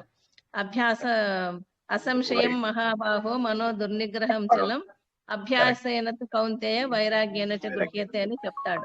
సార్ అవి రెండు చేస్తేనే గాలి గాని ఈ కంటే మనసును నువ్వు నిగ్రహించుకోలేవు, అది చెయ్యి అని చెప్తాడు. కరెక్ట్ కరెక్ట్ సార్ అభ్యాసాల ద్వారా గాలి మాత్రమే మనసును గాలికి నిగ్రహించుకోగలం. గాలికి పాస్ట్ ప్రెసెంట్ ఫ్యూచర్ లేదు, బట్ మనస్సు ఒకే టైంలో మూడు ఆలోచించగలదు. అంటే very good past point, very good point. Present మనసు అంటేనే బుద్ధి, చిత్తము, అహంకారము సార్. అది అవును ఫాస్ట్ ఫ్యూచర్. మనసు అంటే బుద్ధి కాబట్టి మనసు ఎంత బుద్ధి మనం ఎంత బుద్ధిమంతులం అయితే అంత జ్ఞానం మనం తెచ్చుకుంటాము, అంత మంచి నిర్ణయాలు మనం తీసుకోగలుగుతాము. మనసే మనకి తీరని శిక్ష. మన మనసే మనకు శత్రువు, మనకు మిత్రువు కూడా మనసే. బంధానికి మోక్షానికి కారణము కూడా మనసే. ఇది వాయువు కంటే వేగంగా వెళ్ళడం వల్ల దాన్ని నియంత్రించడం చాలా కష్టం. చంచలమి మన కృష్ణ ప్రమాది బలవదృఢం తస్యాహం నిగ్రహం అనియే వాయోరివ సుదుష్కరం అని భగవద్గీతలో అర్జునుడు కూడా చాలా వాయువు కంటే చాలా బలమైనది ఈ మనసును అరికట్టడం అని చెప్పాడు సార్. మనసు ఎంత వేగంగా ప్రయాణిస్తుంది అన్నది మనకి ధ్యానం చేస్తున్నప్పుడు, పూజ చేస్తున్నప్పుడు మనకి అనుభవంలోకి వస్తుంది సార్. అది వేల వేల ఆలోచనలు ఒక క్షణంలోనే బోలెడు ఆలోచనలు వస్తూ ఉంటాయి సార్. బోల్డ్ ఆలోచనలు వస్తూ ఉంటాయి. దాని వేగానికి చేస్తూ ఉంటుంది కానీ మనసు ఎక్కడెక్కడికో ఆలోచనలు చేస్తూ ఉంటుంది. ఆలోచనలు చేస్తూ ఉంటుంది. దాని వేగానికి అసలు కౌంట్ లేదు సార్. అన్కౌంటబుల్. చిన్నప్పటిది हाथ में जपमाला फिरती है, जीभ मुख में फिरता है, मन 10 दिशाओं में शैर करता है, यह सच्चा स्मरण नहीं है అని దోహ గుర్తుంది సార్. అది మనకి చేతిలో జపమాల తిరుగుతూ ఉంటుంది, నోటిలో మన నామస్మరణం జరుగుతూ ఉంటుంది, మనసు 10 దిశలు వెళ్ళిపోతూ ఉంటుంది. అది నిజమైన స్మరణ కాదు అని చిన్నప్పుడు చదువుకున్నది గుర్తు, ఇందులోకి అన్వయం చేస్తున్నాను సార్. చాలా బాగా చెప్పారు, అందరూ కూడా బాగా చెప్పారు. మొత్తం మీద రెండవ రౌండ్ కూడా పూర్తి అయ్యేసరికి అన్ని టీమ్స్ కూడా 20-20-20-20 మార్కులతో పూర్తి స్థాయి తత్వచింతనను చాలా చక్కగా చెప్పడం అనేది, వివరణ ఇవ్వడం అనేది జరిగింది. బాగా చెప్పారు. ఇప్పుడు టీం 1 పుష్కరాక్ష టీము వాళ్ళు ఇప్పుడు తర్వాత ప్రశ్నకు, గడ్డి పరకల కంటే కూడా హీనమైనటువంటిది, హేయమైనటువంటిది ఏమిటి, ఎందువల్ల? గడ్డి పరక చాలా తేలిగ్గా ఉంటుంది, కానీ చింత మాత్రం మనసుపై చాలా భారాన్ని వేస్తుంది. అంటే చిన్న సమస్యల గురించి కూడా మనసు పదే ఆలోచిస్తే అది పెద్ద భారంగా అనిపిస్తుంది. చింత పెరిగితే శాంతి, నిద్ర, వివేకం అని తగ్గుతాయి.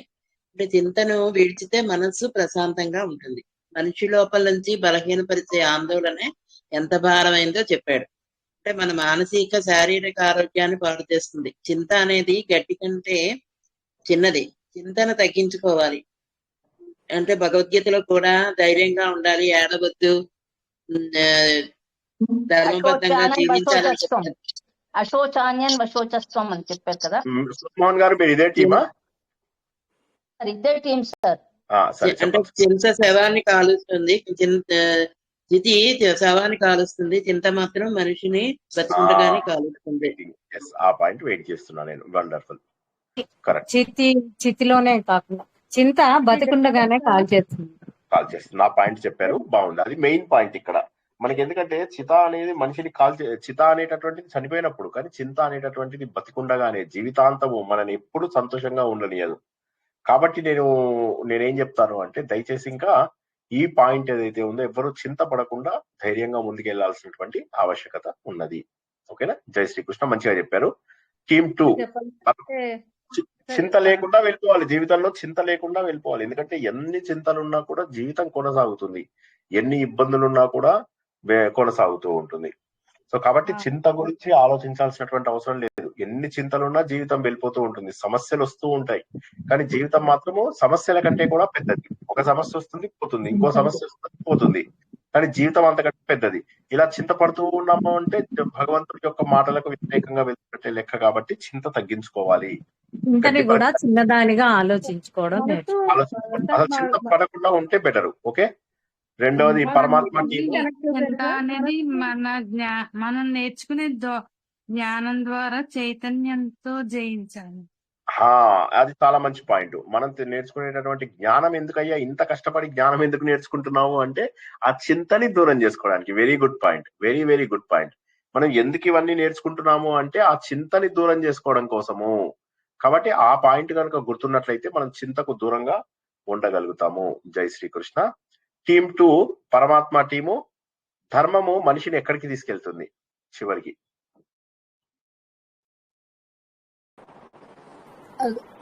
ధర్మము మనిషిని మనసుని శుద్ధి చేస్తారు సార్. ఓకే. మనస్సు ఎప్పుడైతే శుద్ధి అవుతుందో అప్పుడు ఆత్మ సాక్షాత్కారం అవుతుంది. ఆత్మ సాక్షాత్కారం అయినప్పుడు నేను ఎవరో అనేది మనకు క్లియర్ గా తెలుస్తుంది. దాంతో మనం మోక్ష మార్గంలోకి ఈజీగా వెళ్ళవచ్చు సార్. ఇంకా లౌకిక జీవితంలో ధర్మాన్ని అనుసరించిన వాడు అపరాధ భావంతో గాని అటు నేను ఈ తప్పు చేశాను ఆ తప్పు చేశాను అనే అపరాధ భావంతో లేకుండా ప్రశాంతంగా జీవిస్తాడు సార్ జీవితంలో. చాలా బాగుంది. ఇంకా దీనికి ఇంతకంటే మంచి ఎక్స్ప్లెనేషన్ అవసరం లేదు. ఎందుకంటే ధర్మము మనను మోక్షం వైపుకు తీసుకెళ్తుంది. ధర్మము మనల్ని నిత్య జీవితంలో కూడా ఆనందంగా ఉండేలాగా చేస్తుంది. ధర్మబద్ధమైనటువంటి జీవితము మనకు అత్యంత ముఖ్యమైనటువంటిది. Okay, wonderful. పద్మనాభ మన సమయంలో సార్ ఇంకొద్ది చెప్పచ్చా సార్? మన సమయంలో కొంత సమయమైన ధర్మాన్ని ఆచరించాలి సార్, ధర్మాన్ని పాటించాలి. తప్పు మన జీవితంలో మొత్తం ధర్మమే ఆచరించాలి. సమయాన్ని కాదు, ధర్మంతోనే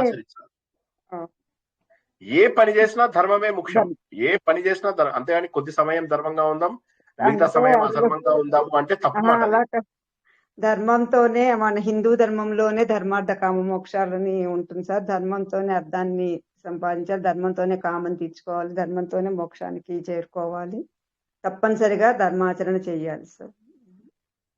కరెక్ట్ సార్. ధర్మ మార్గంలో నడిచిన వాడు బ్రహ్మజ్ఞానాన్ని పొందుతాడు సార్, శాంతిని పొందుతాడు. ధర్మంతో జీవించిన వాడు భయం, అపరాధ భావం, అసంతృప్తి లేకుండా ప్రశాంతంగా జీవితాన్ని గడుపుతాడు సార్. కరెక్ట్, వండర్ఫుల్ వండర్ఫుల్ జవాబు. Team 3 Padmanabha team. తర్వాత ప్రశ్నకు పుత్రుడే ఆత్మ అని ఎందుకు చెప్పాడు? ఇక్కడ మధ్యలో పుత్రుడే ఆత్మ ఎందుకు? ఆత్మ ఉంది కదా నాకు సెపరేట్ గా. పుత్రుడు తల్లిదండ్రుల వంశాన్ని, సంస్కారాలని, ధర్మాన్ని కూడా కొనసాగిస్తాడు సార్. తండ్రి జీవిత ఆశయాలు, విలువలు, బాధ్యతలు పుత్రుని ద్వారా ముందుకు సాగుతుంటాయి. అందుకే పుత్రుడు తన ఆత్మతో సమానంగా భావిస్తాడు. ఇక్కడ తత్వం ఏంటంటే ఆత్మ అనే పదము పరమాత్మ స్వరూపాన్ని సూచిస్తుంది అన్నమాట.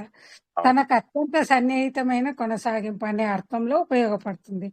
లోక వ్యవహారంలో ఏంటంటే పుత్రుడు తండ్రి జీవన పరంపరకు ప్రతిరూపం. అయితే పరమార్థ దృష్టిలో మాత్రం ప్రతి జీవికి ఆత్మ ఒక్కటే, అది జన్మించదు, మరణించదు. ఈ దృష్టుడు ఈ సమాధానం ద్వారా కుటుంబ ధర్మాన్ని గౌరవించడంతో పాటు పరమార్థంలో నిజమైన ఆత్మ శాశ్వతమైనది, బ్రహ్మస్వరూపం అనే తత్వాన్ని చెప్తాడు సార్ యుధిష్ఠిరుడు.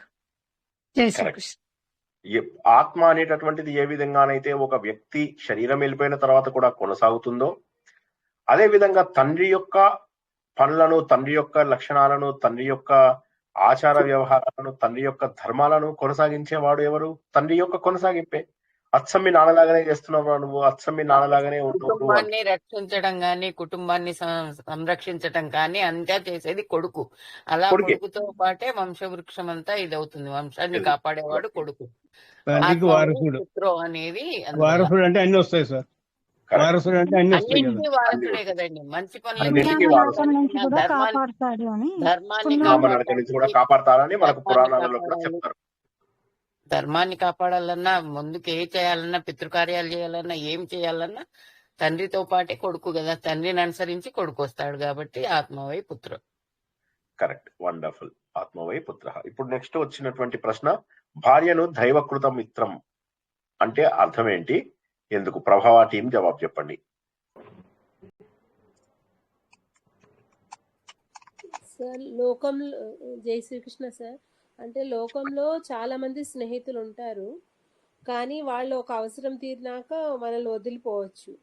కానీ భార్య మటుకు అవసరం తీరిపోయినా లేకపోతే కష్టాల్లో, సుఖాల్లో అన్నిట్లో తోడు ఉంటుంది. కాబట్టి ఆమె మిత్రుడి కన్నా ఎనీ టైం తను మిత్రుడి కన్నా ఎక్కువే. అంటే భార్య అవసరాల కన్నా భార్య ధర్మబద్ధంగా ఉంటుంది, తను కష్ట సుఖాల్లో తోడు ఉంటుంది. కాబట్టి ఎప్పుడు కూడా భార్య మిత్రుడి కన్నా ఎక్కువే. ఇంకా చెప్తారు కదా సార్, కార్యేషు దాసి కరణేషు మంత్రి పూజేషు మత, అంటే ఇవన్నీ కూడా భార్యనే పోషించగలదు. ఇవన్నీ మిత్రధర్మం పాటిస్తాడేమో కానీ భార్య అన్ని ధర్మాలు పాటించగలదు. దాసిగా ఉండొచ్చు, మంత్రిగా ఉండొచ్చు, మాతగా ఉండొచ్చు, భార్యగా ఉండొచ్చు. కాబట్టి ఇంకా అంటే చెప్పాలంటే భిన్న భిన్న ప్రాంతాల నుంచి ఇద్దరు భార్యాభర్తలు వచ్చినప్పటికీ కూడా ఒకే వాళ్ళ అభిప్రాయాలు అయితే కలవవు, కానీ అట్లా కలిసి ఉండేలాగా జీవించటమే సార్. విషయంలో కూడా భార్య గాని భర్త గాని ఒకళ్ళ సలహాలు ఒకళ్ళు పాటిస్తూ ముందుకు వెళ్ళాలి. మళ్ళీ ఇంకొకటి ఏంటంటే మనకి 4 ఆశ్రమ ధర్మాలు ఉన్నాయి కదా సార్, బ్రహ్మచర్యము, గృహస్థు, వానప్రస్థము, సన్యాసాశ్రమము. ప్రతి వానప్రస్థాశ్రమం వరకు కూడా భార్య తోడుగా ఉంటుంది. అక్కడ వాళ్ళు ఈ శరీరాలు వేరు, శరీరాలు మోక్షంలో వేరైనా ఆత్మ ఉండేటప్పుడు ఒకటే అని తెలుసుకునే అంత వరకు కూడా వాళ్ళు కలిసి ఉండి తర్వాత సన్యాసాశ్రమానికి వేరే వేరే వెళ్ళిపోతారు సార్. మోక్షం వండర్ఫుల్ సార్ వండర్ఫుల్. ఇంకోటి కూడా అంటే ఉంది పెళ్లి లోపల సార్. కూడా సార్ ధర్మేచ మనకు అర్థేచ కామేచ నాతిచ రామేచ. ధర్మేచ్ఛ అర్థేచ కామేచ వరకే ఉంటుంది. మోక్షం అనేది మోక్షం ఎవరికి వాళ్ళు ఎవరికి వాళ్ళు ఇండివిజువల్ సార్. గా సాధించాల్సింది. సార్ మన అట్లాగే సార్ ధర్మాలు కూడా విష్ణు భార్యకు భార్య ఎంత అంటే భార్యకు విష్ణు ఎంత విలువ వక్షస్థలంలో ఇచ్చాయంటే ఉండేది లక్ష్మీదేవి, అర్ధనారీశ్వరుడు, బ్రహ్మ నాలుక పైన ఉండే సరస్వతీదేవి. ఇట్లా భార్య భర్తల్ని ఎవరు కూడా వేరు చేయలేరు. వాళ్ళ జీవితాంతం పిల్లలు పుడతారు, వాళ్ళు వెళ్ళిపోతారు, గాని కడదాకా ఉండేది భార్యే. ఒకవేళ చిన్న చిన్న గొడవలు వచ్చినా కూడా అవి మర్చిపోయి తిరిగి జీవనం కొనసాగించేది చివరి దాకా ఉండేది వాళ్ళే. భార్యకి భర్త, భర్తకి భార్య తోడు ఉంటారు. సార్ ఇంకా ఎక్కడ మన గాని దీనిలో భార్యాభర్తలు ఇద్దరు పూజలో అభిప్రాయాలు భార్య కలవవు భర్త సార్. అంటే కలిసి ఉండి అక్కడ సార్ ఎక్కడ పూజలో కూడా కానీ ఒకళ్ళ కొన్ని అభిప్రాయాలు ధర్మాల్లో కలవవు, కానీ కలిసి అదే ఒకళ్ళకొకళ్ళని రెస్పెక్ట్ ఇచ్చుకోవటమే సార్ అక్కడ. మీరు ఒకసారి చెప్పారు సార్, మీ ధర్మపత్నితో మీరు తీర్థయాత్రలకు వెళ్ళినప్పుడు తనకి రూమ్ నచ్చలేదని చెప్పినప్పుడు ఫస్ట్ అయ్యో తనకి రూమ్ నచ్చలేదని మీరు ఫీల్ అయ్యారు. తర్వాత ఇద్దరు మళ్ళీ ఫ్రెండ్లీగా ముందుకెళ్ళిపోయారు. అలా అడ్జస్ట్ అవుతూ ఉండాలి ప్రతి విషయంలో కూడా. అడ్జస్ట్ సార్ ఇంకా అవుతేనే కూడా సంసారాలు సార్ నిలబడతాయి. కొన్ని పూజల్లో మనకు కొన్ని కార్యక్రమాల్లో భార్య ఉంటేనే ఆ ఆ పూజ కానీ అది ఆ యజ్ఞయాగాదులు, సంపూర్ణం హోమాలు. ఫలితం వెరీ గుడ్ పాయింట్, ఇస్తుంది. Very good point, very good point. చాలా అందుకనే కరెక్ట్. రామాయణం ధర్మపత్ని అవును సార్. అంటారు. బంగారు సీతను ధర్మ యజ్ఞం చేసినప్పుడు మరి సీతాదేవి బొమ్మ ఒకవేళ పెట్టుకోవాల్సి ఒకరి వచ్చింది గురించి కదా, ఒకరు ప్రతిమని మాట్లాడుకుంటున్నారంటే చేయించి మరి చేశారు. చాలా బాగా సార్ చెప్తున్నారు మీరు. అదే ఇవాళ సార్ మీరు పొద్దున్నే భర్త ఇది కూడా ఒక్క నిమిషం. చెప్పినారు సార్. భర్త గురించి భార్య ఎక్కువ మాట్లాడినా, భార్య గురించి భర్త ఎక్కువ మాట్లాడినా వాళ్ళ మీద ప్రేమ ఉంటేనే వాళ్ళు అట్లా మాట్లాడతారు అని కూడా మీరు అన్నారు. అసలు వండర్ఫుల్. క్వశ్చన్ లోనే ఉంది సార్, దైవకృత మిత్రం అని. దేవుడే ఇచ్చిన భగవంతుడు మిత్రుడు, ప్రసాదించింది అది. భగవంతుడే ప్రసాదించిన మిత్రురాలు భార్య. ఇంకా దాని వండర్ఫుల్. గురించి స్వర్గాలు జరుగుతాయి అంటారు కదా సార్. మన అంటే అన్ని భావాలు తండ్రి కలగవు ధర్మం పోయినా కూడా అడ్జస్ట్ అవుతూ దేవుడే ఇచ్చిన ప్రసాదంగా తీసుకోవాలి సార్. ఇంకా దేవుడు మనకి ఈ మిత్రురాలని మనకి ఇచ్చాడు, మనం ఈ మిత్రుడిని కాపాడుకోవాలి, మనం ఈ మిత్రురాలని కాపాడుకోవాలి. అందుకనండి అడ్జస్ట్ అవుతూ, మన పెళ్ళంటేనే అడ్జస్ట్మెంట్ సార్. ఒకరి భావాలు అర్థం చేసుకుంటూ ముందుకు సాగాలి. వీళ్ళిద్దరి మధ్యలో కూడా ఎవరు కూడా మూడో వ్యక్తి ప్రవేశించకూడదని కూడా చెప్పారు సార్. అంతవరకు వాళ్ళని వదిలేస్తే మీరు వాళ్ళే అడ్జస్ట్ అవుతారని. అందుకని మన చివరి వరకు వచ్చే మిత్రురాలు భార్య సార్. చాలా బాగా సార్ చెప్తున్నారు. యాక్చువల్ గా చెప్తారు కదా సార్, కరణేషు మంత్రి డిఫరెంట్ కార్యేషు పాయింట్. దాసి. చెప్పి సార్, వేరే అది అయిపోయింది. ఆ వేరే పాయింట్ ఆల్రెడీ ఇంటి నుండి చెప్పేసారు. వచ్చినా కూడా వేరే ఇంటి నుండి వచ్చినా కూడా కొత్తగా వచ్చినా కూడా ఈ ఇంటి ఆచారాలు, అలవాట్లు అన్ని తెలుసుకొని సహనంతో ముందుకు సంసారాన్ని నడిపిస్తుంది సార్. ఇంకో పాయింట్ సార్ చెప్పారు ఒక సార్, ఒక డిఫరెంట్ ఇంట్లో పాయింట్ ఒక చెప్పాలనుకుంటున్నాను. తల్లికి పుట్టిన బిడ్డలే ఫనీ గారు బిడ్డల మనస్తత్వాలే ఒక విధంగా ఉండవు. వేరు చోట్ల వాళ్ళ యొక్క భావాలు, వాళ్ళ మనస్తత్వాలు కలవడం కష్టము, అయినా సరే అడ్జస్ట్ అయ్యి వాళ్ళు సాగిస్తారు అని కూడా చెప్పారు సార్. కరెక్ట్. ఫనీ గారు చెప్పండి. ఫనీ స్నేహభావంతో కుమారి మెలిగినప్పుడు మరింత బాగుంటుంది సార్. స్నేహభావంతో మెలిగినప్పుడు మరింత బాగుంది. సార్ ఫనీ మిత్రత్వానికి కుమారి గారు ఏదో చెప్పబోయారు, చెప్పండి. సార్ సార్ మిత్రత్వము అంటేనే తనలో ఉన్న భావాల్ని ఎటువంటి ఆ ఆ, అడ్డంకులు లేకుండా అథవా భేషజాలు లేకుండా షేర్ చేసుకోగలిగేది అనేది.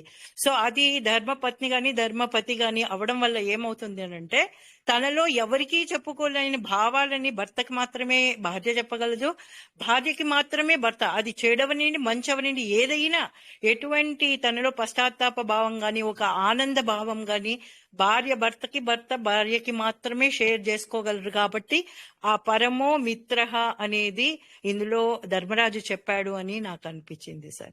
ఇంకా వేరే ప్రపంచంలో ఇంకెవరితోటి కూడా అటువంటి విషయాలు షేర్ చేసుకోలేం. కాబట్టి ధర్మరాజుకి పత్నియే పరమో మిత్రః అని అనిపించింది అని నా ఆన్సర్. వండర్ఫుల్, వండర్ఫుల్, అందరూ బాగా చెప్పారు. ఇక రౌండ్ 4కి వెళ్లే ముందుగా ఇప్పటి వరకు అయిన రౌండ్ లో స్కోర్స్ చూసుకున్నట్లయితే పుష్కరాక్ష టీము 30 మార్కులతోటి, పరమాత్మ టీం 30 మార్కులతోటి, పద్మనాభ టీం కూడా 30 మార్కులతోటి, ప్రభావ టీం ఏమో 30 మార్కులతోటి, మొత్తం మీద 4 టీమ్స్ కూడా 30 మార్కులతోటి సమఉజ్జీలుగా వెళ్తున్నారు. అందరూ కూడా చక్కటి తత్వ చింతన చెప్తున్నారు, ఉదాహరణలు చెప్తున్నారు. భగవద్గీతలోంచి, విష్ణు సహస్రనామం నుంచి, రామాయణం నుంచి, మన జీవితంలో నేర్చుకున్నటువంటి సత్యాల నుంచి, ఆఖరికి నా జీవిత చరిత్ర నుంచి కూడా ఉదాహరణలు చెప్తున్నారు. సో ఏది ఏమైనప్పటికీ కూడాను చాలా చక్కటి జవాబులు, అట్లీస్ట్ మెమరీ పవర్ బాగుంది. మరి లాస్ట్ టైం ఎందుకో యక్ష ప్రశ్నలు బాగా చెప్పలేదు, అందువల్లనే రెండో క్విజ్ ఏర్పాటు చేయడం జరిగింది. లాస్ట్ టైం మీద చాలా రెట్లు బాగా చెప్తున్నారని చెప్పొచ్చు. ఇప్పుడు టీమ్ 1 కి రౌండ్ 4. సార్ మీరు పర్మిషన్ ఇస్తే ఒక్క వర్డ్ యాడ్ చేస్తా, ఎక్కువ టైం తీసుకోండి సార్. ఇప్పుడు ఈ క్వశ్చన్ లో భార్య దైవకృత ఏంటంటే ఇప్పుడు తల్లిదండ్రులు, అన్నదమ్ములు, అక్క చెల్లెలు బ్లడ్ రిలేషన్స్ సార్, అంటే మన జన్మతో పాటు వస్తారు కదా. భార్య మాత్రం దైవుడు అంటే దైవం అంటే భగవంతుడు కలిపిన వివాహ బంధం అని చెప్తారు. ఆ ఒక్క వర్డ్ చెప్పాలనిపించింది సార్. ఇంకొక పాయింట్ ఉంది sir, marriage made in heaven అంటారు. సో ప్రీ డెస్టిన్ అయిపోతుంది ఎవరు అన్నది. ఒకరు మాట్లాడుతుంటే ఇంకొకరు మాట్లాడితే ఏమైపోతుంది తెలుసా? చెప్పేవారికి బాగుండదు, వినేవారికి కూడా బాగుండదు కదా. చెప్పే వాళ్ళది అయిపోయేదాకా వెయిట్ చేసి పర్మిషన్ తీసుకుని అందరూ తప్పక మాట్లాడితే చాలా బాగుంటుంది. జై శ్రీకృష్ణ సార్, ఇదొక పాయింట్ సార్. రుణానుబంధ రూపేణ పశుపత్ని సుతాలయ అన్నారు. విన్నాను, అదొక పాయింట్. మంచి పాయింట్ చెప్పారు. Yes, okay. ఇప్పుడు నెక్స్ట్ చివరి రౌండ్ కదా, 4వ రౌండ్ లోకి వచ్చినప్పుడు జీవనాధారం ఏంటి, ఒక వ్యక్తికి జీవనాధారం ఏంటి? పుష్కరాక్ష టీం మనుషులకు జీవనాధారం ఏమిటి, ఎందుకు అనేది ఎక్స్ప్లెయిన్ చేయండి. తత్వరూపంలో ఎక్స్ప్లెయిన్ చేయకపోయినా 5 మార్కుల ప్రశ్న కాబట్టి సింపుల్ గా ఎక్స్ప్లెయిన్ చేయడానికి ప్రయత్నం చేయండి, 2 లేదా 3 వాక్యాలలో.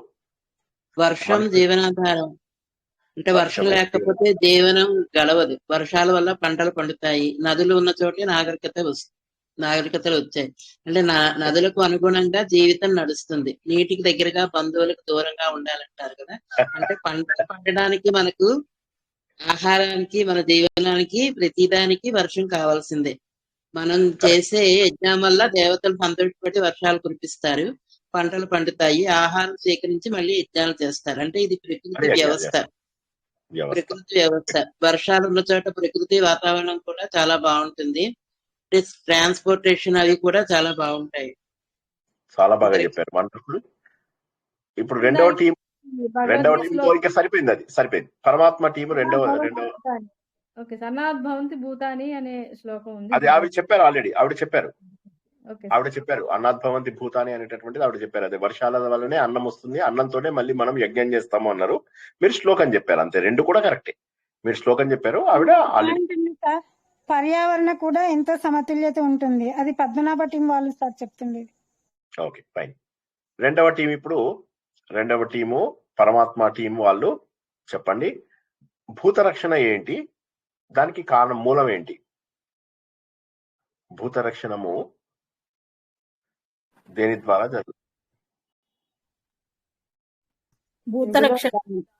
చెప్పండి. భూతరక్షణ అనేది దానం వలన జరుగుతుంది సార్. కరెక్ట్. ఇది చాలా ఇంపార్టెంట్. దానము అనేటటువంటిది చాలా ఇంపార్టెంట్. భూతరక్షణ అంటే భూతాలను రక్షించడమే కాదు, భూతం అంటే మనం కూడా భూతాలమే. ఉన్నటువంటివి అన్ని కూడా భూతాలే, ప్రపంచంలో ఉన్నటువంటివి అన్ని కూడా భూతాలే. ఇప్పుడు చెప్పండి, దానమే భూతరక్షణం. భూతరక్షణానికి మూలం ఏంటయ్యా అంటే దానము. దీని గురించి మనము 6 ఏళ్ళుగా చెప్పుకుంటున్నాం. సో జవాబు చెప్పండి ఇప్పుడు, 5 మార్కుల ప్రశ్న. ప్రాణులను రక్షించేది ఈ గొప్ప దానం సార్. దానం ఇవ్వడం కన్నా ఒక జీవిని కాపాడటం ముఖ్యం. ఆకలితో ఉన్న వారికి మనం భోజనం పెట్టడం, ఏదైనా ఆపదలో ఉన్న జీవుల్ని రక్షించడం.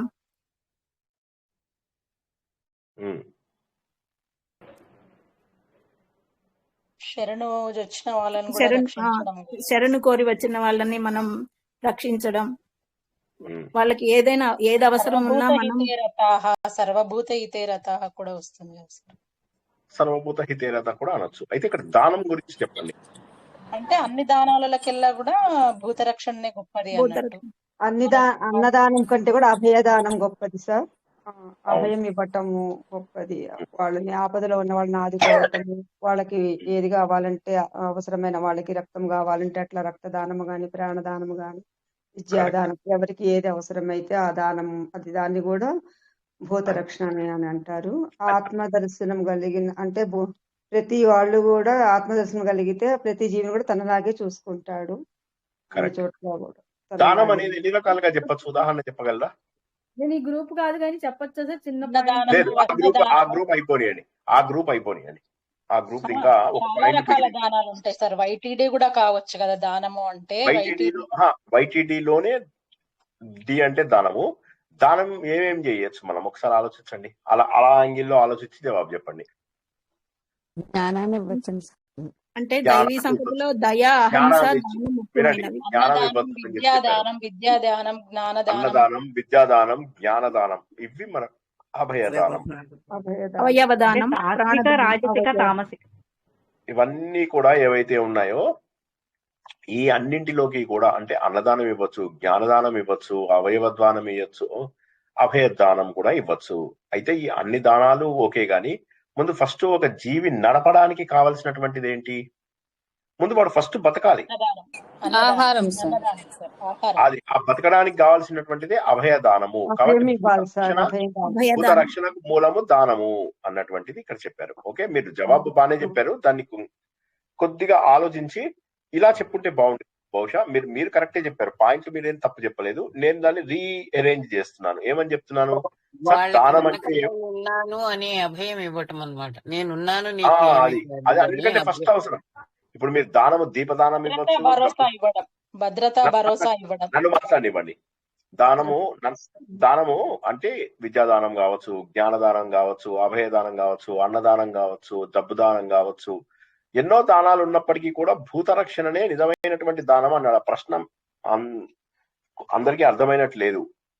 ఎన్నో రకాల దానాలు ఉన్నప్పటికీ కూడా ఇక్కడ భూత రక్షణ గొప్ప దానం అని ఎందుకు అన్నాడు అంటే అభయదానమే మాట్లాడియాలి నన్ను. అభయమే ఎందుకు ముఖ్యము అంటే ఒక వ్యక్తి జీవనానికి ముందు ఫస్ట్ అభయం కావాలి. అది ఉన్నాక మిగతావన్నీ. ఇప్పుడు చాలా మంది సెక్యూరిటీ కోరుకుంటారు. ఇప్పుడు ఉదాహరణకి మీరు తీసుకున్నట్లయితే సెక్యూరిటీ ఇచ్చాము అంటే మిగతా ఏ పనైనా ఎవరైనా చేయడానికి సిద్ధంగా ఉంటారు. చాలా మంది ఒక సినిమా లోపల నేను ఇది మీకు యక్ష ప్రశ్నలు చెప్పేటప్పుడు కూడా చెప్పానేమో నాకు జ్ఞాపకం లేదు. వాడు తన భార్య కోసం అని చెప్పేసి ఆ పాట కూడా పాడి వినిపించా. ముస్కురాని ఈ వజా తుమ్ హో అనే ఒక పాట ఉంది. ఆ పాట లోపల ఏంటి, వాడు తన భార్య పిల్లల కోసం అని చెప్పేసి, భార్య ఒక పిల్లాడు అంతే. వీడు పాపం యంగ్స్టర్, ఒక సెక్యూరిటీ గార్డు. కానీ తన జీవితాన్ని పోగొట్టుకున్నా సరే తన భార్య పిల్లాడు గనక సేఫ్ గా ఉండగలిగితే చాలు. సో ముందు ఫస్ట్ ఏంటంటే రక్షించడము అనేటటువంటిది మిగతా అన్నింటిలోకి కూడా గొప్పది. అందుకే ఫస్ట్ అది క్షత్రియుడు తీసుకున్నాడు. ఈ ప్రశ్న క్షత్రియుది చాలా డీప్ ప్రశ్న. ఇది నేను యక్ష ప్రశ్నలో చెప్పాను కానీ బహుశా అటువంటి జవాబు రాలేదు ఇక్కడ. ఇప్పుడు ఏమవుతుందంటే క్షత్రియుడికి మూలం ఏంటి అంటే రక్షణ. ఇప్పుడు అదే బ్రాహ్మణుడికి మూలం ఏంటయ్యా, బ్రాహ్మణ ధర్మానికి మూలం ఏంటంటే ఓకే విద్యాదానం కరెక్ట్. కానీ క్షత్రియుడికి ఇక్కడ మీరు చెప్పవలసింది ఏంటంటే క్షత్రియుడికి దానము అంటే అభయదానమే. భూత రక్షణనే ముందు దానము. తనను శరణు పొందినటువంటి వాడిని గనక వాడు కాపాడలేకపోతే వాడు అసలు క్షత్రియుడే కాదు అని కూడా మనం తెలుసుకున్నాం. వాడు ఒక పిరికివాడు, వాడు చనిపోయినటువంటి వాడితో సమానము అని చెప్పాం. కాబట్టి ఇక్కడ అభయదానము, భూత రక్షణ అనేటటువంటిది అన్నిటికంటే కూడా గొప్పది అన్నటువంటి విషయాన్ని మనము తెలుసుకున్నాం. ఓకే, పర్వాలేదు, జవాబు బాగానే చెప్పారు. కానీ నేను కొద్దిగా దాన్ని రివర్స్ గా చెప్పాను అన్నమాట. ఇలా ఆలోచించుకుని దానము అంటే ఏంటి, ఓకే విద్యాదానం, అన్నదానం, ఈ దానం, కానీ భూత రక్షణ అనేది ఎందుకు అన్నాడు అంటే ఇది క్షత్రియుడు అయ్యి ఉండడం బట్టి క్షత్రియ ధర్మానికి సంబంధించినటువంటిది నంబర్ 1. నంబర్ 2, క్షత్రియ అయినటువంటి వాడు అభయాన్ని ఇవ్వాలి. అభయం ఇచ్చినప్పుడు ఒక వ్యక్తి ఏదైనా సాధించగలడు. కాబట్టి అభయం అనేటటువంటిది అన్నిటికంటే కూడా గొప్ప దానము. అందుకే అభయ ఆంజనేయ స్వామి అంటారు. నువ్వు భయపడకు. బాధలో ఎవరైనా ఉన్నప్పుడు హితవచనాలు, ధైర్యవచనాలు చెప్పడం అనేది చాలా ఇంపార్టెంట్. ఆ బాధల నుంచి మనం వాళ్ళని ఈతలకు తీసుకురాలేకపోవచ్చు, కానీ మనం ఇచ్చే అభయం వాళ్ళని ఆలోచింపజేసి ధైర్యం తెచ్చుకునేలాగా చేస్తుంది. కరెక్ట్. వాళ్ళప్పుడు వాళ్ళ కాళ్ళ మీద వాళ్ళు నిలబడతారు. So that is more important. Okay, anyway మీరు చెప్పిన జవాబు కరెక్టే, కానీ కొద్దిగా అది క్షత్రియ ధర్మం నుంచి ఆలోచిస్తే మరింత బాగుండేదని నాకు అనిపించింది. జవాబు మీరేం తప్పు చెప్పలేదు, కాకపోతే దాన్ని క్షత్రియ యాంగిల్లో ఆలోచించుంటే బాగుండేది. ఎందుకంటే మనం నేర్చుకున్నప్పుడు క్షత్రియ యాంగిల్లో నేర్చుకున్నాం అది. ఓకే, నెక్స్ట్ మూడోది నిజమైనటువంటి స్నానం ఏంటి, ఎందుకు? టీమ్ 3 మనసు శుద్ధి చేసుకోవడమే. జై శ్రీకృష్ణ సార్. టీమ్ 3 మనము బాహ్య శుద్ధితో మనము అంటే బాహ్య శుద్ధితో స్నానం చేస్తే బాహ్య మలినాలు ఒకటే పోతాయి సార్. మనశ్శుద్ధి అంటే మనసులో మనకి అంతర్గత శత్రువులు ఉంటాయి కదా, అంటే అరిషడ్ వర్గాలు కామక్రోధ మద లోభం ఆశ్చర్యాలు అని ఉంటాయి. అవన్నిటినీ మనం పోగొట్టుకుంటే మనకి మనశ్శుద్ధి అవుతుంది. దాని నుంచి ఆ మనశ్శుద్ధితో మనం ఏ యాత్ర చేసినా ఏ గంగా స్నానం చేసినా మనకి ఫలితం ఉంటుంది. అవి లేకోకుంటే మనకి ఫలితం రాదు సార్, స్నానం చేసిండే ఫలితము. మనశ్శుద్ధి అయితే మనకి చిత్తశుద్ధి జరిగినట్లే కదా, దాని నుంచి జ్ఞానం వస్తుంది. జ్ఞానం నుంచి మనం మన ఆత్మస్వరూపము మోక్షానికి చేరుకోనికి దారి ఏర్పడుతుంది సార్. ఓకే, ఇంకా చిత్తశుద్ధి లేని పూజ లేరా, తాకశుద్ధి లేని చిత్తశుద్ధి లేని శివ పూజ లేరా అంటారు. కరెక్ట్, అది కూడా కరెక్ట్. ఒక పాయింట్ యాడ్ చేస్తాను సార్. అంటే just day to day life లో ఒక పాయింట్ చెప్తాను. మనం రోజు ఉదయాన్నే లేచి స్నానం చేసినట్టే మన జీవితంలో కూడా రోజు మన మనసుని మనం పరిశీలించుకుంటూ అన్వయించుకుంటూ అంటే గమనించుకుంటూ ఈ రోజు నేను ఎవరితో అయినా కోపంగా మాట్లాడానా, బాధ పెట్టానా, ఎవరైనా ఇబ్బంది పెట్టానా, అంటే అవి ఎలా పశ్చాత్తాపంతో ప్లస్ ఈ దయ అవి ఎలా అంటే ఆ మనస్సుని మనం ఎలా శుద్ధి చేసుకోవాలి అంటే దయ, కరుణ, కోపం వచ్చినప్పుడు వినయంతో ప్రవర్తించటము, ఎవరిని అరవకుండా దయతో అంటే క్షమాపణతో క్షమించటము, ఇట్లాంటి గుణాల ద్వారా కూడా మన మనసుని శుద్ధి చేసుకోవచ్చు. అంటే నిత్య జీవితంలో కూడా పరిశీలించుకుంటూ ఉంటే మన మనసు కూడా శుభ్రపడుతుంది కదా సార్. మన మనసు మీద మనకు కంట్రోల్ ఉంటుంది. ఓహో ఈ రోజు నేను వీళ్ళని కోప్పడ్డాను, సో రేపు నేను ఇలా ప్రవర్తించకూడదు, ఇట్లా అసూయతో ఉండకూడదు, అట్లా అది కూడా చేసుకోవడం కూడా ఇంపార్టెంటే కదా సార్, ఆచరించడంలో కూడా. Very good, okay fine. Team 4 పంచమహాయజ్ఞాలు చేయని వాళ్ళని జీవోత్సవం. పంచమహాయజ్ఞాలు చేయని వాళ్ళు బతికి ఉన్నా కూడా శవంతో సమానం అంటారు. పితృయజ్ఞం, దేవయజ్ఞం, ఋషి యజ్ఞం, మనుష్య యజ్ఞం, భూతయజ్ఞం. చెప్పండి. భూతయజ్ఞం, పితృయజ్ఞం, దేవయజ్ఞం, ఋషి యజ్ఞం, మనుష్య యజ్ఞం ఇవి అన్నది మనం మానవ జన్మ తీసుకున్న హిందూ ధర్మం ప్రకారము మనం మానవ జన్మ తీసుకున్న ప్రతి ఒక్కరూ ఆచరించవలసిన ధర్మాలు సార్.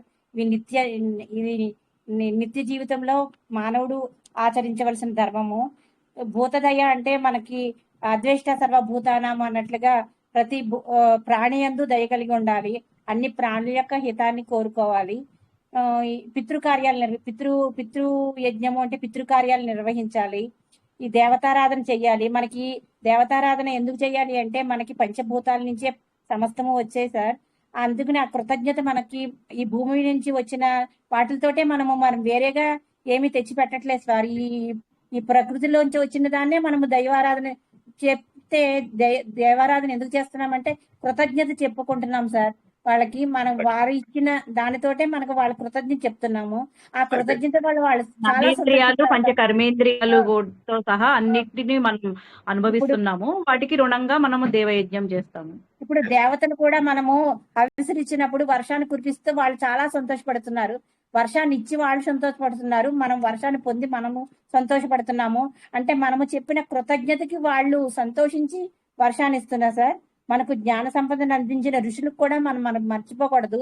ఇప్పుడు మనకు వ్యాస మహర్షి ఇచ్చినది మనం వేదాలు నేర్చుకుంటున్నామంటే వ్యాసుడు వ్యాసీకరించడం వల్లే వేదవ్యాసుడు అయ్యారు చెప్పారు కదా, అతని వల్లే మనము ఈ జ్ఞాన సంపదను నేర్చుకుంటున్నాము. అందుకని ఋషుల్ని మర్చిపోకూడదు, ప్రతి ఋషిని గుర్తుపెట్టుకోవాలి సార్. మిమ్మల్ని కూడా మేము గుర్తుపెట్టుకోవాలి సార్. స్వాధ్యాయము, శ్రవణ మననం అనేది ఋషి యజ్ఞం కింద వస్తుంది సార్. స్వాధ్యాయము, శ్రవణము, మననము మనము వీరిని ప్రతిరోజు స్మరణ చేసుకోవాలి సార్. ఇది ఇంకా మనుష్య యజ్ఞము అంటే తోటి వారికి మనం సాయం చేయాలి సార్. ప్రధానంగా మనకి ఈ పంచమహాయజ్ఞాలు ఏంటంటే సామాజిక బాధ్యత లేని జీవితం వ్యర్థము అని చెప్పడానికి పర్ఫెక్ట్. చాలు, 5 మార్కులకు సరిపోయింది. మీరు చాలా బాగా చెప్పారు. ఇప్పుడు రౌండ్ 6 లోకి మనం రౌండ్ 6 రౌండ్ 4 రౌండ్ 5 లోకి వెళ్తున్నాం. రౌండ్ 5 4 రౌండ్లు పూర్తయిన తర్వాత 35 మార్కులతోటి అన్ని టీమ్స్ కూడా సమానంగా ఉన్నాయి. రౌండ్ 5 3 4 వాక్యాలలో చెప్తే సరిపోతుంది. ఓకేనా? అప్పటికి మనకు సగం రౌండ్లు అయినట్టు అవుతుంది. కాబట్టి 4 వాక్యాలలో సరిపోతుంది. చేప ఉదాహరణ ఎందుకోసం ఇచ్చారు టీమ్ 1? చేప అనేది చెప్పండి సూర్యశ్రీ గారు. కళ్ళు తెరిచి అంటే ఎప్పుడు నిద్రపోతున్నా గానీ తెరిచినట్టే ఉంటాయి కళ్ళు. అంటే అది మనము దీన్ని ఉదాహరణ తాత్వికంగా ఏంటంటే మనం ఎవరిని కూడా చూసి జడ్జి చేయకూడదు.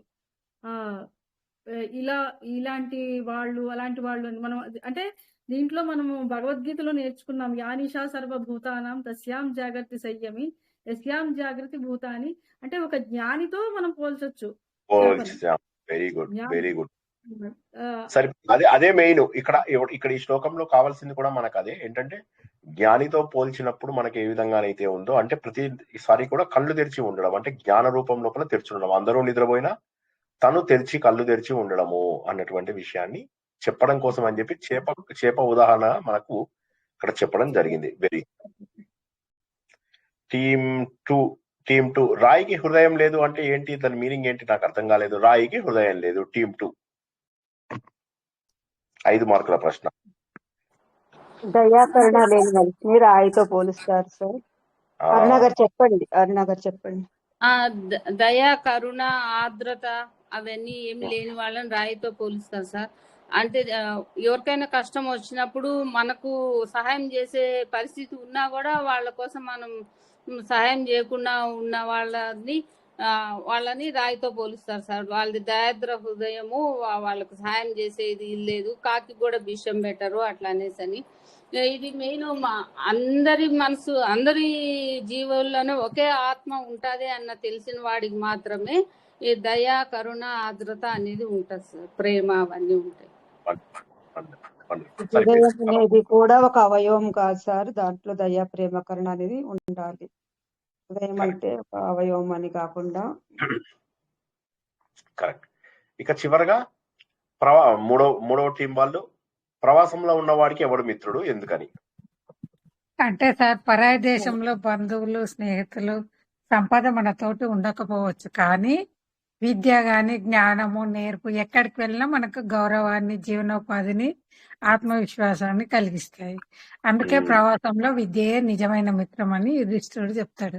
అంటే లోక విద్య జీవనాన్ని నిలబెడితే ఆత్మ విద్య సంసారం అనే ప్రవాసం నుండి విముక్తి కలిగిస్తుంది సార్. జ్ఞానమే అజ్ఞానాన్ని తొలగించి మన నిజస్వరూపాన్ని తెలియజేస్తుంది. అందువల్ల విద్య మనిషికి బాహ్య జీవితంలో మిత్రము మాత్రమే కాదు, ఆధ్యాత్మిక జీవితంలో కూడా మోక్ష మార్గాన్ని చూపే గురువు కూడా అని యుధిష్ఠిరుడు చెప్తాడు సార్. జై శ్రీకృష్ణ. జై శ్రీకృష్ణ. నెక్స్ట్ చివరి టీము, ధర్మం ఒక్కటే దేని తర్వాత మనకు వస్తుంది అని మనం తెలుసుకున్నాం. ప్రభావ టీం సార్ మళ్ళీ అడగండి. ధర్మం ఒక్కటే దేని తర్వాత కూడా మనకు వెంట వస్తుంది? మరణం తర్వాత కూడా ధర్మం ఒకటే మనకి వెంట వస్తుంది. అంటే ఈ జన్మలో మనం చేసుకున్న సేవ, దానము, ధర్మము అవి మనకు కాపాడతాయి. మళ్ళీ ఉన్నత జన్మ తీసుకోవడానికి కానీ, లేకపోతే ఈ జన్మలోనే మనం మోక్షాన్ని పొందడానికి కానీ, ఉన్నత జన్మ తీసుకోవడానికి కానీ కారణమవుతుంది. మనము బంధుమిత్రాలు, భార్య బిడ్డలు, సంపదలు, ఆస్తులు మనం ధర్మమే మన వెంట వస్తుంది. ధర్మో రక్షతి రక్షిత. మనము పాటించిన ధర్మమే మనల్ని రక్షిస్తుంది. ఇది మరో జన్మలో కూడా మనకి మంచి మార్గం చూపించడానికి, మంచి జన్మ తీసుకోవడానికి కూడా కారణం అవుతుంది సార్.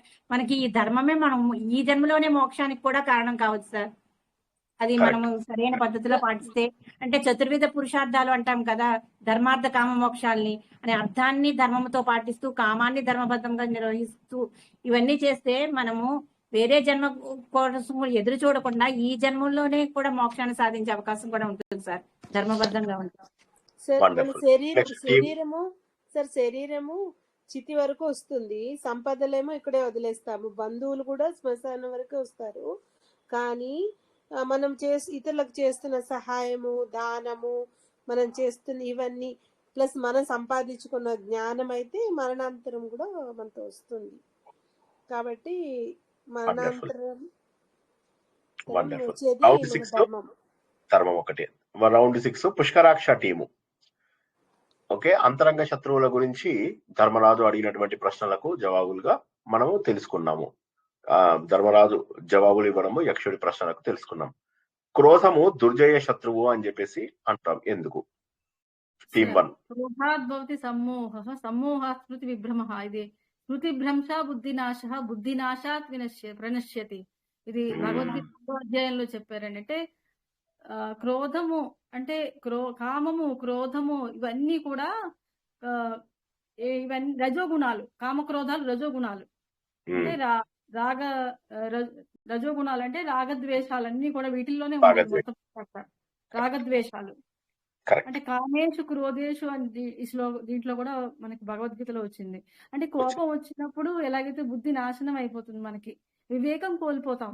ఏది మంచి ఏది చెడు అంత డిసైడ్ చేసి ఎంత చదువుకున్న వాళ్ళమైనా సరే ఒక్కసారి కోపం వచ్చి మొత్తం కూడా డౌన్ అయిపోతుంది. మొత్తం జ్ఞానం అసలు ఇంత జ్ఞానం ఉన్న వాళ్ళైనా వీళ్ళ మాట్లాడుతున్నారు అనే పరిస్థితికి దిగజారిపోతాము. అలాగే మన చిన్న చిన్న పుణ్యాలు మనం ఏదైతే చేసుకున్నామో అవి కూడా మనకి పోతాయి. చిన్న చిన్న పుణ్యాలు అవి కూడా మనకి సంపాదించుకున్న పుణ్యాలు కూడా పోతాయి.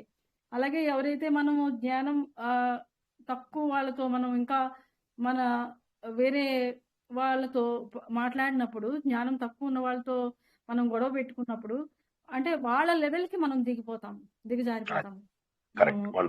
చెప్పారు అక్కడే బయట శత్రువులను ఆయుధంతో జయించవచ్చు, కానీ మనలో పుట్టే క్రోధాన్ని జయించడానికి ఆత్మనిగ్రహం, వివేకం, సహనం కావాలి. Wonderful wonderful. అది మెయిన్. సురేశ్రీ గారు మాట్లాడే వాళ్ళ ముందు మనం క్వైట్ గా ఆగిపోవడం, సైలెంట్ గా ఆగిపోవడం, తర్వాత వాళ్ళకి అర్థమవుతుంది. సార్ జయ శ్రీకృష్ణ సార్. ఇప్పుడు సేమ్ టీమే సార్, సేమ్ టీమే. అంటే ఇప్పుడు క్రోధంలోని చేసిన పనులు ఇంకొకరి జీవితాలని ఎంతలా నాశనం చేస్తాయని కూడా మనం చూసాము. ఇప్పుడు ఈ మహర్షులందరూ కూడా క్రోధంలో శాపం ఇస్తారు చూడండి. ఇప్పుడు దుష్యంతుడు, శకుంతలకి ఆ జీవితం ఎలాగైపోయింది, ఎంతో చక్కగా ఉండేవారు. అంటే ఏదో కర్మ సిద్ధాంతమే, కానీ ఒకళ్ళ క్రోధం ఇంకొకరిని ఎంత ఎఫెక్ట్ ఇస్తుంది అన్నది మనం పురాణాల్లోని కూడా తెలుసుకున్నాం. అది సరిపోయింది. 5 మార్క్స్ కదా, సరిపోయింది. ఇప్పుడు నెక్స్ట్ రెండవ టీము, లోభం అనేటటువంటిది దేనికి దారి తీస్తుంది? చిన్న రెండు మాటల్లో ఎక్స్ప్లెయిన్ చేయండి. టీమ్ 2 పరమాత్మ టీం. ఇది లోభం అనేది అనంత వ్యాధికి కూడా దారి తీస్తుంది సార్. ఎందుకంటే అవసరం ఉన్నప్పుడు కూడా మనము పిసినారిగా ఆలోచిస్తారు సార్. అక్కడ మనం ఖర్చు పెట్టాలి. పిసినారితనం అనేది పోదు, అంటే ఇంకా పోగు చేస్తూనే ఉంటారన్నమాట. మనం ఇప్పుడు గాలి తీసుకుంటాము, వదిలేస్తాము. ఇక్కడ ఏంటంటే సంపాదన ఆర్జిస్తూనే ఉంటారు. అంటే దీనికి అంతే ఉండదు అనమాట, ఫుల్ స్టాప్ అనేది ఉండదు. దాన్ని దానం ద్వారా మనము, దీనికి ఎగ్జాంపుల్ కూడా చెప్పారు సార్. కిరాణా కొట్టు అతడు భక్తిగా ఉంటాడు కానీ వస్తువులను ఖర్చు పెట్టాడు. ఎందుకంటే అక్కడ దీపంకి నూనె కావాలి, అగరబత్తులు కావాలి, అన్ని కావాలి. అని ఎలా చేయాలని అంటే ఒక గురువు గారు వచ్చి నువ్వు మనసుతోనే ధ్యానించు అంటే అక్కడ అన్ని సమర్పించుకుంటాడు, పువ్వులు అన్ని సమర్పించుకుంటాడు, దీపం పెడతాడు. అక్కడ కొంచెం ఒక్క నూనె చుక్క ఎక్కువైందని చెప్పేసి అక్కడ మొత్తం లీనమైపోతాడు అనమాట. అక్కడ నూనె చుక్క ఎక్కువ పడిపోయింది, పిసినారితనం అక్కడ మనసు ద్వారా కూడా చూపిస్తాడు అని. కరెక్ట్, బాగా చెప్పారు, చక్కటి జవాబు. టీమ్ 3 సర్వహితము చూపించేవాడే సాధువు అని అనుకున్నాం మనం, అవునా? ఎందుకు అంటే సాధు అంటే కేవలము కాషాయ వస్త్రాలు ధరించిన వాడు కాదు సార్. సమస్త జీవుల పట్ల దయ, కరుణ, ప్రేమతో ప్రవర్తించాలి. ఎవరికి హాని చేయకుండా అందరి మేలు కోరుతూ జీవించేవాడే నిజమైన సాధువు. అతని జీవితం సమాజానికి ఆదర్శంగా నిలుస్తుంది. అంటే సమస్త జీవుల్లో కూడా ఒకే ఆత్మ, ఒకే పరమాత్మ ఉన్నాడనే జ్ఞానం కలిగిన వాడికి భేదభావం ఉండదు సార్. అందువల్ల అతను సహజంగానే అందరి మేలు కోరుతాడు. సర్వభూత హితమే అంటే పరమ ధర్మము, సర్వభూత సేవే అంటే భగవత్ సేవ. ఈ భావంతో మనం జీవించి వాడి మనసు శుద్ధి చెంది ఆత్మజ్ఞానము చివరికి మోక్షానికి కూడా చేరుకుంటుంది సార్. అందుకే యుధిష్ఠిరుడు సర్వభూత హితుడే నిజమైన సాధువు అని చెప్తాడు సార్. జై శ్రీకృష్ణ. ఇంకా చెప్తాను సార్, ఏవి ఎమోషనల్ గా తీసుకోకూడదు. జడభరతుడి కథ చెప్తారు కదా సార్ మీరు ఎగ్జాంపుల్ గా. మోహంలో పడి లేడీ మళ్ళీ వెళ్ళిపోయాడు, కానీ అక్కడ ఆయన చూసింది ఏంది? సర్వభూత హితమే చూశాడు, కానీ ఆ సర్వభూత హితము దాటి మళ్ళీ మోహంలో పడ్డాడు. కాబట్టి తర్వాత ప్రశ్న, అందుకే తర్వాత ప్రశ్నది నేను దానికి సంబంధించింది, అందుకోసమని తర్వాత ప్రశ్న.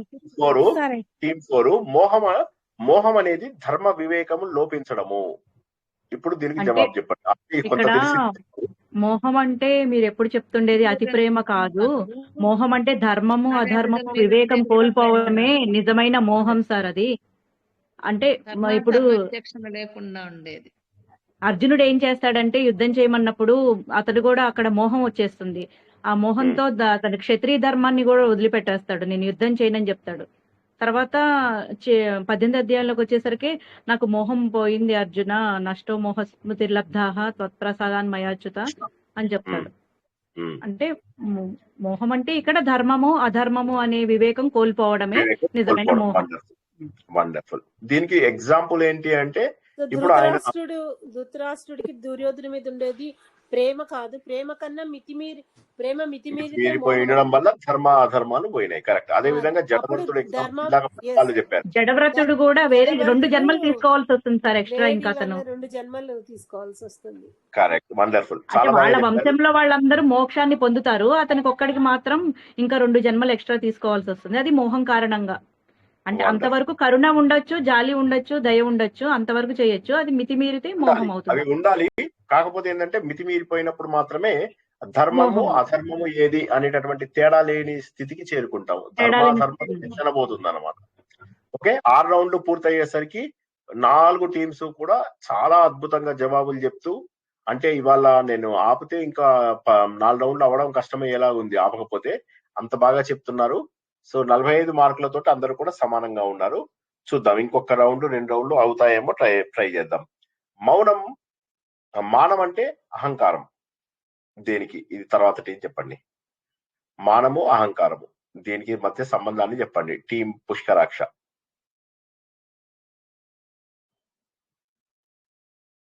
అంటే ఆత్మగౌరవం కాదు, నేనే గొప్పవాడేననే గర్వభావం, ఇతరుల కంటే తనకున్న దాన్ని గొప్పగా భావించడం. దీనివల్ల వినయం తగ్గుతుంది. అంటే ఇతరులు తక్కువగా చూడడం, అవమానించడం అంటే భావాలు కలుగుతాయి. అంటే దీనివల్ల సత్యాన్ని ధర్మాన్ని స్వీకరించడం వెనుకబడిపోతాము. Correct correct. రెండవ టీము ఆలస్యం అంటే ధర్మాన్ని చెప్పండి.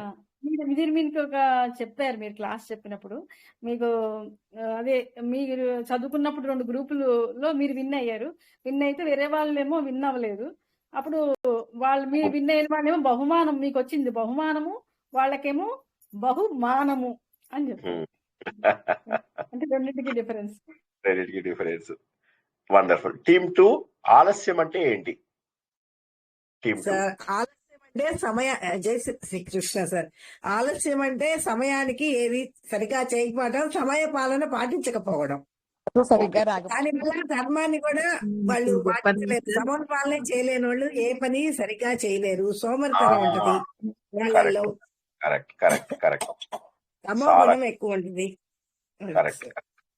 గొంతు బాగాలేదు సార్, అందుకే ఇందాక నుంచి ఏదైనా చెప్దాం అనుకుని కూడా గమ్ముగా ఉండాలి.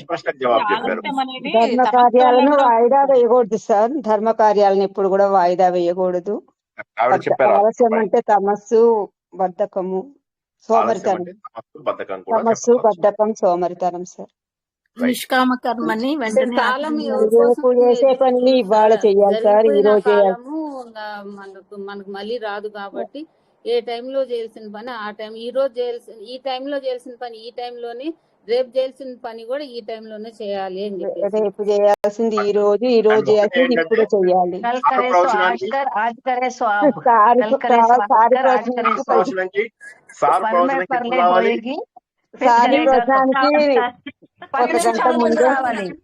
1 గంట ముందు రావాలి. సార్ అయితే మీ ప్రోగ్రామ్ కి 1 డే ముందు ఇంకా బుక్ చేసుకుంటాం సార్. వండర్ఫుల్. నెక్స్ట్ శోకానికి మూలం ఏంటి? టీమ్ 3 తెలుసుకోకపోవడం సార్. అంటే అజ్ఞానమే శోకానికి మూలం అన్నమాట. అంటే మనం ఇద్దరు మాట్లాడుతున్నారు, భారతి గారు, వెంకట చైతన్య గారు, ఎవరో ఒకరు మాట్లాడండి. టీమ్ 3 భారతి గారు చెప్తారా? చెప్తాను. శోకం అంటే దుఃఖం అని, ఇది అజ్ఞానం వల్ల వస్తుంది. బాహ్య కారణాల వల్ల వచ్చేటువంటిది శోకం కాదు, మూర్ఖత్వంతో వస్తుందన్నమాట. దాంతో మనము ఆలోచన చేయడము, బెంగపడము, దీనివల్లనే దుఃఖం వస్తుంది. ఈ సంసారం అనే దాన్ని కూడా అజ్ఞానంకి సంసారానికి ఏం డిఫరెన్స్ లేదు, రెండు ఏమీ లేదు. సంసారమే అజ్ఞానం. పర్ఫెక్ట్, సరిపోయింది. టీమ్ 4 నాస్తికుడు అంటే ఎవరు? అంటే క్లుప్తంగా చెప్పండి. ఇప్పుడు ఆచరించని వాడు ధర్మాన్ని తెలిసిన వాడు కాదు, భాగ్యలక్ష్మి గారు, ధర్మాన్ని పాటించని వాడు, భాగ్యలక్ష్మి గారు ధర్మాన్ని ఆచరించని వాడు, ధర్మాన్ని పాటించని వాడు, అధర్మంగా ఉండేవాడు నాస్తికుడు. భక్తి ఉన్నంత మాత్రాన అతను ఆస్తికుడు అని చెప్పడానికి లేదు. Very good. భక్తి ఉంటే అతడు ఆస్తికుడు అని కాదు. ధర్మాన్ని కనుక తిరస్కరించినప్పుడు గుడిలోకి వెళ్ళి వాడు ఎంత అసహ్యంగా బిహేవ్ చేస్తాడో, వీడిని తోస్తాడు, వాడిని తంతాడు, పూజారి చేతిలో 10 రూపాయలు పెట్టి ఎక్కువసేపు దర్శనం చేస్తాడు, వీళ్ళందరూ కూడా పాపాత్ములు, వీళ్ళందరూ కూడా నాస్తికులతోటే సమానము. వండర్ఫుల్. ధర్మాన్ని తిరస్కరించేవాడు సత్యాన్ని ఎప్పటికీ తెలుసుకోలేడు సార్. ఎప్పటికీ తెలుసుకోలేడు. ధర్మాన్ని తెలుసుకోలేని వాడు సత్యాన్ని ఎప్పుడు తెలుసుకోలేడు వాడు. అది చాలా చాలా చాలా ముఖ్యమైనటువంటి పాయింట్. 7 రౌండ్లు ధర్మమే సత్యం కదా సార్. ధర్మం భగవంతుడి స్వరూపమే ధర్మము. 7 రౌండ్లు చాలా బాగా చెప్పారు. కరెక్ట్. ధర్మము భగవంతుడి స్వరూపం కాబట్టి 7 రౌండ్లు పూర్తయ్యేసరికి అన్ని టీమ్స్ కూడా 50 మార్కులతోని సమ ఉజ్జీలుగా ఉన్నారు. ఇంకొక రౌండ్ కరెక్ట్. ఇప్పుడు 2 మార్కుల ప్రశ్నలు తక్కువని జవాబు చెప్పేయండి. ఓకేనా?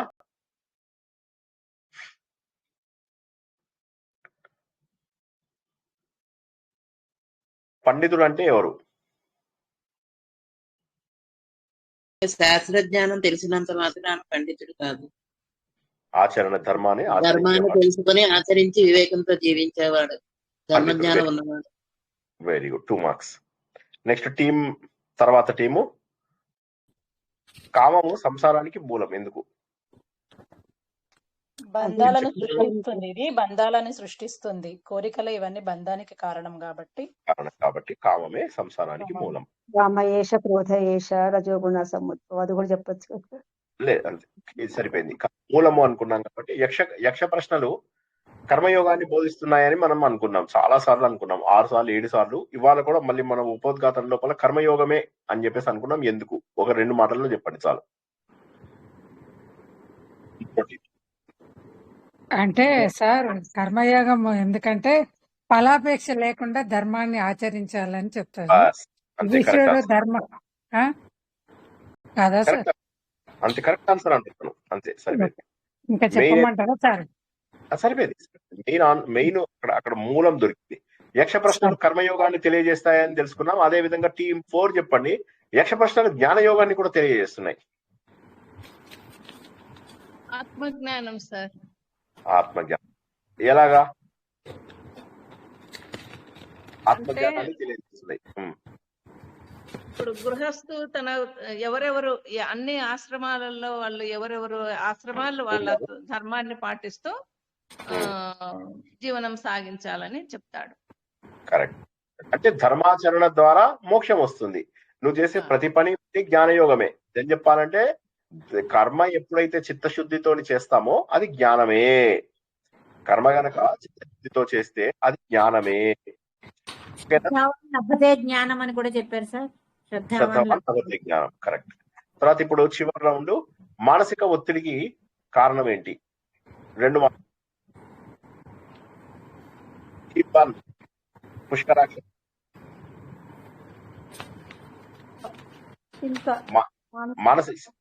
మానసిక ఒత్తిడికి కారణం చింత. ఓకే. టీమ్ 2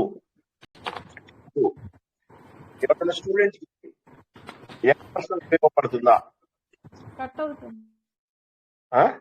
హలో, కట్ అవుతుంది సార్. వాయిస్ కట్ అవుతుంది సార్. మీది అర్థం కాలేదు సార్. కట్ అవుతుంది. ఇంకా కట్ అవుతుందా? ఇప్పుడు క్లియర్ గా ఉంది సార్. ఇప్పుడు వినిపిస్తుంది. తొందరగా ఫినిష్ చేద్దాం. తొందరగా చేసేయండి సార్. నాకు కూడా నెట్ పోతుంది. అదే నెట్ పోతుంది తొందరగా. ఓకే. విద్యార్థికి ఇది ఉపయోగపడుతుందా? విద్యార్థి జీవితంలో ఉపయోగపడుతుంది సార్. ఖచ్చితంగా ఉపయోగపడుతుంది సార్. ఎందుకంటే ఇక్కడ వినయము, ధర్మము, ఇవన్నీ సమయ పాలన, క్రమశిక్షణ, ఇవన్నీ వీటి ద్వారా నేర్చుకుంటాడు. ఎందుకంటే తొందరపాటు నిర్ణయాలు తీసుకోకుండా ఉండడం. గృహస్థుడి జీవితంలో యక్ష ప్రశ్నల నుంచి ఏమన్నా తెలుసుకునే ఉన్నాయా? ధర్మాన్ని తెలుసుకోవాలి సార్. ధర్మం ఎప్పుడు వదలకూడదు అని తెలుసుకోవాలి. నిజాయితీగా ఎలా బతకాలో తెలుసుకోవాలి. మాట మీద ఎలా నిలబడాలో తెలుసుకోవాలి. మన మనశ్శుద్ధి కూడా అంటే ప్రశాంతంగా మన మనసుని కాపాడుకొని మన జీవితంలో కోపము అవన్నీ ఏమీ లేకుండా ప్రతిరోజు కొంతసేపు అంటే జ్ఞానం తెలుసుకుంటూ మనశ్శాంతితో ఉండటం ఒకటి. ఇంకొకటి అందరినీ సమానంగా చూడటం సార్. అంటే చూడడం కూడా సమభావంతో చాలా ముఖ్యం. చూస్తూ పంచమహాయజ్ఞానికి కూడా పనికొస్తుంది సార్. ధర్మాచరణ చేయడానికి మహాయజ్ఞాలు చేయాలి. చాలా బ్యూటిఫుల్ పాయింట్. చివరికి వీటిలో ప్రభావ టీము యక్ష ప్రశ్నలను ఒకే వాక్యంలో చెప్పాలి అంటే ఏది ఇంపార్టెంట్ అంటారు? యక్ష ప్రశ్నలు వినయము, సమతుల్యత, ధర్మము. వినయము, సమతుల్యత, ధర్మము. ఆచరించగలిగితే జ్ఞాననిష్ట, చాలు. స్వధర్మాన్ని జ్ఞాననిష్ట, ఆచరించగలిగితే ధర్మాచరణ, వినయము, సమతుల్యత. లౌకికంగా ఈ జీవితంలో ఎట్లా సాగించాలా, ధర్మం ఆచరించి ఎట్లా జీవనం సాగించాలా అనేది యక్ష ప్రశ్నలు బోధిస్తుంది. మానవ జీవితానికి సంపూర్ణ అందరిలో సమత్వం చూడటం, ధర్మాచరణ చేయటం, వివేకం, ఆలోచన. ధర్మమే చాలా బాగా జీవితానికి చెప్పారు. దిక్సూచి అన్నారు సార్. ధర్మమే జీవితానికి దిక్సూచి ఒక మాటలో అంతే, ఒక్క మాటలో చెప్పాలంటే అది కరెక్ట్. సో ఈ ధర్మమే విధంగా జీవితానికి. మనం యక్ష ప్రశ్నలు చాలా అద్భుతమైనటువంటి విషయాలను తెలుసుకున్నాము. యక్ష ప్రశ్నల్ని తెలుసుకుని ఇప్పటి వరకు 9 రౌండ్లు పూర్తి చేసుకున్నాము. 54 మార్కులతో అన్ని టీమ్స్ కూడా చాలా అద్భుతంగా జవాబు చెప్పారు. 1-2 ప్రశ్నలకు తప్ప మిగతా వేటికి కూడా తడుముకోకుండా చాలా కరెక్ట్ అయినటువంటి సమాధానాలు, చాలా డెప్త్ ఉన్నటువంటి సమాధానాలు కూడా చెప్పారు. ఇది ఒక్కసారి మీరు ఇప్పుడు ఏం చేస్తారంటే దీన్ని మీ స్నేహితులకే పంపించుకోండి. పంపించి వాళ్ళకి అడగండి. వాళ్ళు ఆశ్చర్యపోకపోతే నేను చెవి కోసుకుంటా. ఇప్పుడు మీరు ఏవైతే జవాబులు చెప్పారో మనం ఎలాగో వింటాం, అది వేరే సంగతి. నేను ఇప్పటిదాకా అనుకున్నాను సార్, మా వాళ్ళకు కోడళ్ళకు పంపించాలనుకున్నాను. అందరు వినాలని నేను ఇప్పుడే ఈ రోజు అనుకున్నాను. Very good. ఎందుకంటే ఇది పూర్తిగా ప్రతి ఒక్క గృహస్థుడు, ప్రతి ఒక్క స్టూడెంట్, ప్రతి ఒక్క వ్యక్తి చూడవలసినటువంటివి యక్ష ప్రశ్నలు. మీ వాళ్ళే ఆశ్చర్యపోతారు మీరే ఎంత బాగా జవాబులు చెప్పారా అని.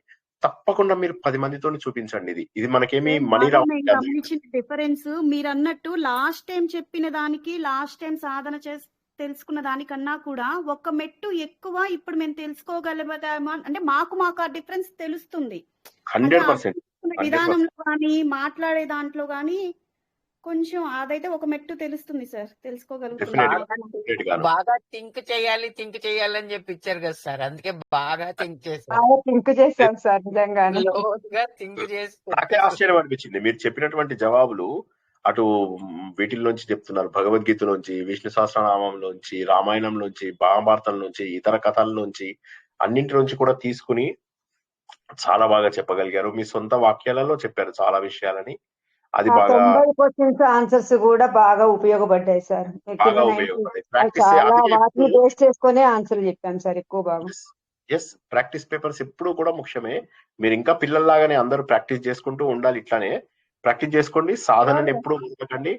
ఇప్పుడు నిజం చెప్పాలంటే చిన్న క్వశ్చన్ అడుగుతారనుకున్నాను. యక్షుడు ఇప్పుడు కనుక ఉంటే ఏం క్వశ్చన్ అడిగేవాడు అంటే అది మీకు చివరిలో అడుగుదాం. అది చివరిలో అడుగుతుంది. థర్డ్ క్విజ్ 3లో అడుగుతారు. క్విజ్ 3లో మేమైతే శ్రీనివాస్ సార్ దగ్గరికి సార్ యక్షుడు ఇచ్చేసేవాడు సార్. అసలు మీకు ధర్మం అంటే ఏంటో తెలుసా లేదా అని అడుగుతాడేమో సార్ యక్షుడు ఈ యుగంలో అయితే. సార్ శ్రీనివాస్ దర్బార్ సార్ దగ్గర మేము శిష్యరికం చేస్తున్నామంటే వెంటనే తాగమని అక్కడ మీ ధర్మం తెలుసు అంటాడేమో సార్. మీకు ధర్మం తెలుసు నీళ్ళు తాగేయండి అంటాడా? సార్ శిక్షణ అని చెప్తాం సార్. అయితే తాగండి అని చెప్పి అడగకుండానే వాళ్ళని కూడా బతికిస్తాడు. ఒకే ఒక క్వశ్చన్ అయిపోయింది సార్, ఇన్ని క్వశ్చన్స్ కూడా ఉండవు అప్పుడు. వండర్ఫుల్. అప్పుడు బజ్జీలు వేపడు యమధర్మరాజు బజ్జీలు వేపకుండా ఉంటాడు. ఇప్పుడు మనం అక్కడ లేము, బజ్జీల దగ్గర లేము ఇప్పుడు మనం. అంటే ఆధునిక జీవితంలో మానవ స్వభావం నైతిక విలువలు అడుగుతాడేమో సార్. అదే ఈసారి మళ్ళీ మనము క్విజ్ 3 లోపల తెలుసుకుందాం. అయిపోతుంది ఇంకొక 6 వారాలలో అయిపోతుంది యక్ష ప్రశ్నలు. అయిపోగానే మళ్ళీ మనము అందమైనటువంటి విరాట పర్వంలోకి వెళ్తాం. విరాట పర్వం అంటే ఏంటి? బాహుబలి సినిమా లోపల మనం హీరో యొక్క ప్రేమ కథ చూసాం కదా, అదంతా విరాట పర్వం పైన ఆధారపడి ఉన్నటువంటి కథ అన్నమాట. సో అలాంటి చక్కటి అందమైనటువంటి ప్రేమ కథలుండి జీవితం అంతా ఆనందంగా కనిపించింది మనకు. నిజంగా చెప్పాలంటే మహాభారతం మొత్తంలో కూడా చాలా చాలా అందమైనటువంటిది విరాట పర్వము. ఆ అందమైన విరాట పర్వం ఏదైతే సుందరకాండ గనక రామాయణంలో ఉన్నట్టుగా విరాట పర్వం అట్లాగా మహాభారతం లోపల. సో మనకు యక్ష ప్రశ్నలు అయిపోగానే అయిపోతుంది. అరణ్య పర్వం ఎన్ని 50 వారాల నుంచి చెప్పుకుంటున్నాం. చాలా మంది 50 వారాల్లో మొత్తం మహాభారతం చెప్పేస్తారు. అట్లాంటిది మనకు 50 వారాలు ఒక్క దీనికే పట్టింది, అరణ్య పర్వంకే పట్టింది. సో కాబట్టి ఇది అవ్వగానే మనం విరాట పర్వంలోకి వెళ్తాము. మీ లోపల పరిణతి చూస్తే చాలా సంతోషంగా ఉంది. ఎందుకంటే ఇది కష్టమైన మార్గం. నేను చాలాసార్లు చెప్తూ ఉంటాను, ఇప్పుడున్నది కష్టమైన మార్గం. కనీసం నవంబర్ డిసెంబర్ కల్లా మనం కాశీకి వెళ్ళేసరికి కనీసం ఇంతకంటే మంచి స్థాయికి రండి. అప్పుడు మీకు అత్యున్నతమైనటువంటి విషయాలను ఇంకా తెలియజేయడం జరుగుతుంది. ఇప్పుడు మన పరిణతికి సంబంధించినంత వరకు అందిస్తాను. నవంబర్ డిసెంబర్ లో మనం వెళ్ళే యాత్రకి ఇంకా అద్భుతమైనటువంటి విషయాలని అప్పటికి మనం తెలుసుకుంటాం. అప్పటికి మీ లోపల కూడా ఎదుగుదల కనిపించాలి. అప్పటికి మనము చక్కటి మార్గం లోపల ముందుకెళ్తాం. ఏది ఏమైనప్పటికీ ఈ రోజు నాకు చాలా సంతోషం అనిపించింది. అందరూ కూడా సరైనటువంటి జవాబులు చెప్పడమే కాకుండా పోటీ పడుతూ మరి ఎక్కువ విషయాలు తెలియజేయాలనే ఆనందంలో ఉన్నారు. సమయాభావం ఏదైతే ఉందో మనకు, ఆ సమయాభావం వల్ల ఇంతకంటే తక్కువ సమయం చెప్పుకోలేము, ఇంతకంటే ఎక్కువ సమయం చెప్పినా ఇంకా బోర్ కొడుతుంది.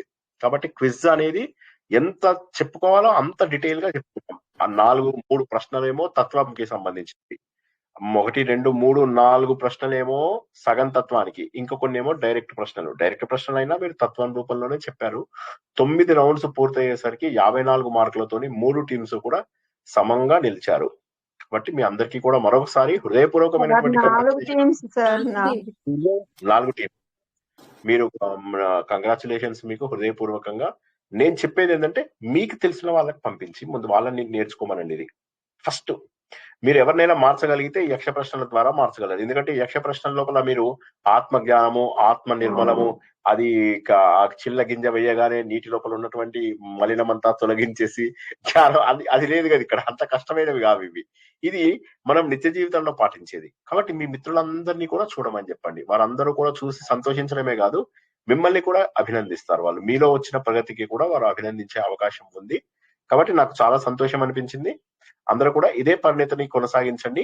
నేను రేపు సాయంత్రం ప్రోగ్రామ్ ఇంకా ఏం చేయాలి అనేది డిసైడ్ చేయలేదు నేను. ఎందుకంటే ఇంకా నాకు రేపు మళ్ళీ 2-3 RSS మీటింగ్లు ఉన్నాయి. ఒకవేళ రేపు గనక నేనేమి ప్లాన్ చేయకపోతే రేపు ఈవినింగ్ మనకు క్లాస్ ఉండకపోవచ్చు. ఒకవేళ ప్లాన్ చేస్తే మాత్రము రేపు సాయంత్రం 6 నేను మెసేజ్ పెడతాను. ఓకేనా? లేకపోతే రేపు మనకు క్లాస్ ఉండకపోవచ్చు. నాకు RSS మీటింగ్లు వీటి నుంచి నేను అన్ని అయ్యేసరికి నాకు పొద్దున్న 2 మీటింగ్లు, సాయంత్రం 1, 3 మీటింగ్లు ఉన్నాయి రేపు. సో కాబట్టి రేపు ఉండకపోవచ్చు. ఒకవేళ ఉంటే మాత్రం నేను 6 పెడతాను. అప్పుడు కొత్త ప్రోగ్రామ్ మనం ఏది కుమార సంభవమా, లేకపోతే శిశుపాల వధ ప్రారంభమవుతుందా, మరో సంస్కృత కావ్యము, లేదా మళ్ళీ ఒకసారి మేఘ సందేశం కుమార సంభవం చెప్పండి సార్. కుమార సంభవం సార్, లేకపోతే మళ్ళీ భగవద్గీత చెప్పండి సార్. భగవద్గీత చెప్పండి సార్. అదే భగవద్గీత. అదే సరే, ఏదేమైనా నేను రేపు 6 చెప్తాను. భగవద్గీత ఎలాగో యాత్రకు వస్తున్నారు కదా మీరు, సుధామోహన్ గారు. మీకు అక్కడ 4 రోజుల్లో ఒకరోజు భక్తి యోగం, ఒకరోజు కర్మయోగం, ఒకరోజు రాజయోగం, ఒకరోజు జ్ఞాన యోగం, 4 యోగాలు సంపూర్ణంగా విత్ ఉదాహరణలతో తెలుసుకునేలాగాను, సాయంత్రం అయ్యేసరికి మీ అవగాహనతో మళ్ళీ అందరినీ చెప్పించేలాగాను, మీ నోట్స్ కుమార సంభవం చెప్పండి సార్. కుమార సంభవం చెప్పండి సార్. తప్పకుండా ప్రయత్నిస్తాను. నేను కూడా రిఫర్ చేసుకోవాలి కుమార సంభవము. అంటే నాకు కథ అంతా తెలుసు, కానీ కథ కాకుండా కవి హృదయాన్ని మనము తెలుసుకోవాలి కదా. సో కాళిదాసు రాసినటువంటి కుమార సంభవం, కాళిదాసు యొక్క హృదయాన్ని తెలుసుకుంటూ చెప్పాలి కాబట్టి కొంత టైం పట్టొచ్చు. బట్ ఏదైనా నేను రేపు తప్పకుండా చూసి మీకు నేను చెప్పడానికి వీలవుతుంది. ఏదైనా మనం నేర్చుకుంటున్నాం అన్ని కూడా మహాభారతంలోనివే. మహాభారతమే అన్నింటికీ మూలము. కాబట్టి అందులోంచే మనం యక్ష ప్రశ్నలు నేర్చుకున్నాం. చూడండి ఎంత అదృష్టమో. కాబట్టి మరోసారి మీ అందరికీ కూడా హృదయపూర్వకమైనటువంటి శుభాభినందనలు.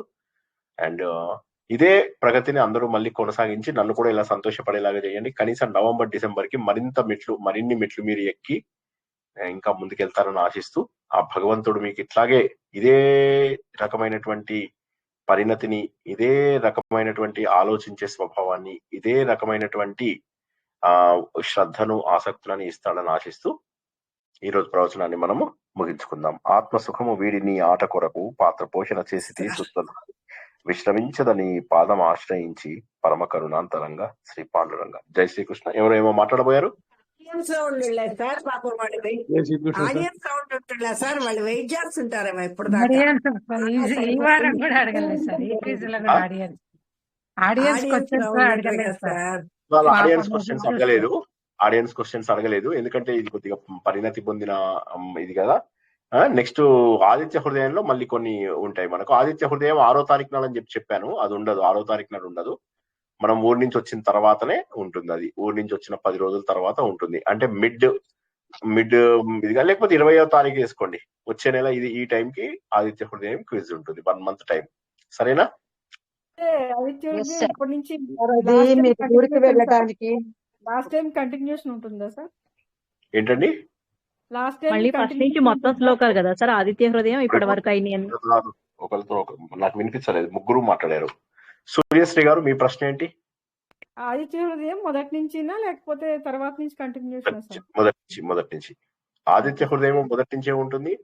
తర్వాత మీకు విష్ణు సహస్రనామం ఉంటుంది. తర్వాత ఎప్పుడు? ఈ సెప్టెంబర్ 1st వీక్ లో, సెప్టెంబర్ 7వ తారీఖు 8వ తారీఖు నాడు విష్ణు సహస్రనామం ఉంటుంది. అది కొద్దిగా కష్టంగా ఉంటుంది. విష్ణు సహస్రనామంలో అప్పటికి మీకు సుమారుగా 50 శ్లోకాలు అయిపోతాయి కాబట్టి మీకు అప్పటికి కొంత కష్టమయ్యే అవకాశం ఉంది. విష్ణు సహస్రనామంలో మొదటి నుంచి ఉంటుంది, అది కొద్దిగా జాగ్రత్తగా చూసుకోవాలి. ఇప్పటి నుంచి ప్రాక్టీస్ ప్రారంభించండి. ఆదిత్య హృదయం పర్వాలేదు, 15 శ్లోకాలే కాబట్టి మీకు అయిపోతాయి, ఈజీగానే అయిపోతాయి. ప్రాక్టీస్ చేసుకోండి, నేను పంపిస్తాను. ప్రాక్టీస్ కి కూడా కొన్ని క్వశ్చన్స్ తయారు చేసి పంపిస్తాను. ఓకేనా? Okay sir. ఓకే సార్, జై శ్రీకృష్ణ. మీకు కూడా ధన్యవాదాలు అయితే రేపు రాత్రి 9 గంటలకు లేదా ఎల్లుండి 9 గంటలకు కలుస్తాం. అంతవరకు కూడా శుభం భూయాత్, శుభరాత్రి, జై శ్రీకృష్ణ. జై శ్రీకృష్ణ సార్. జై శ్రీకృష్ణ.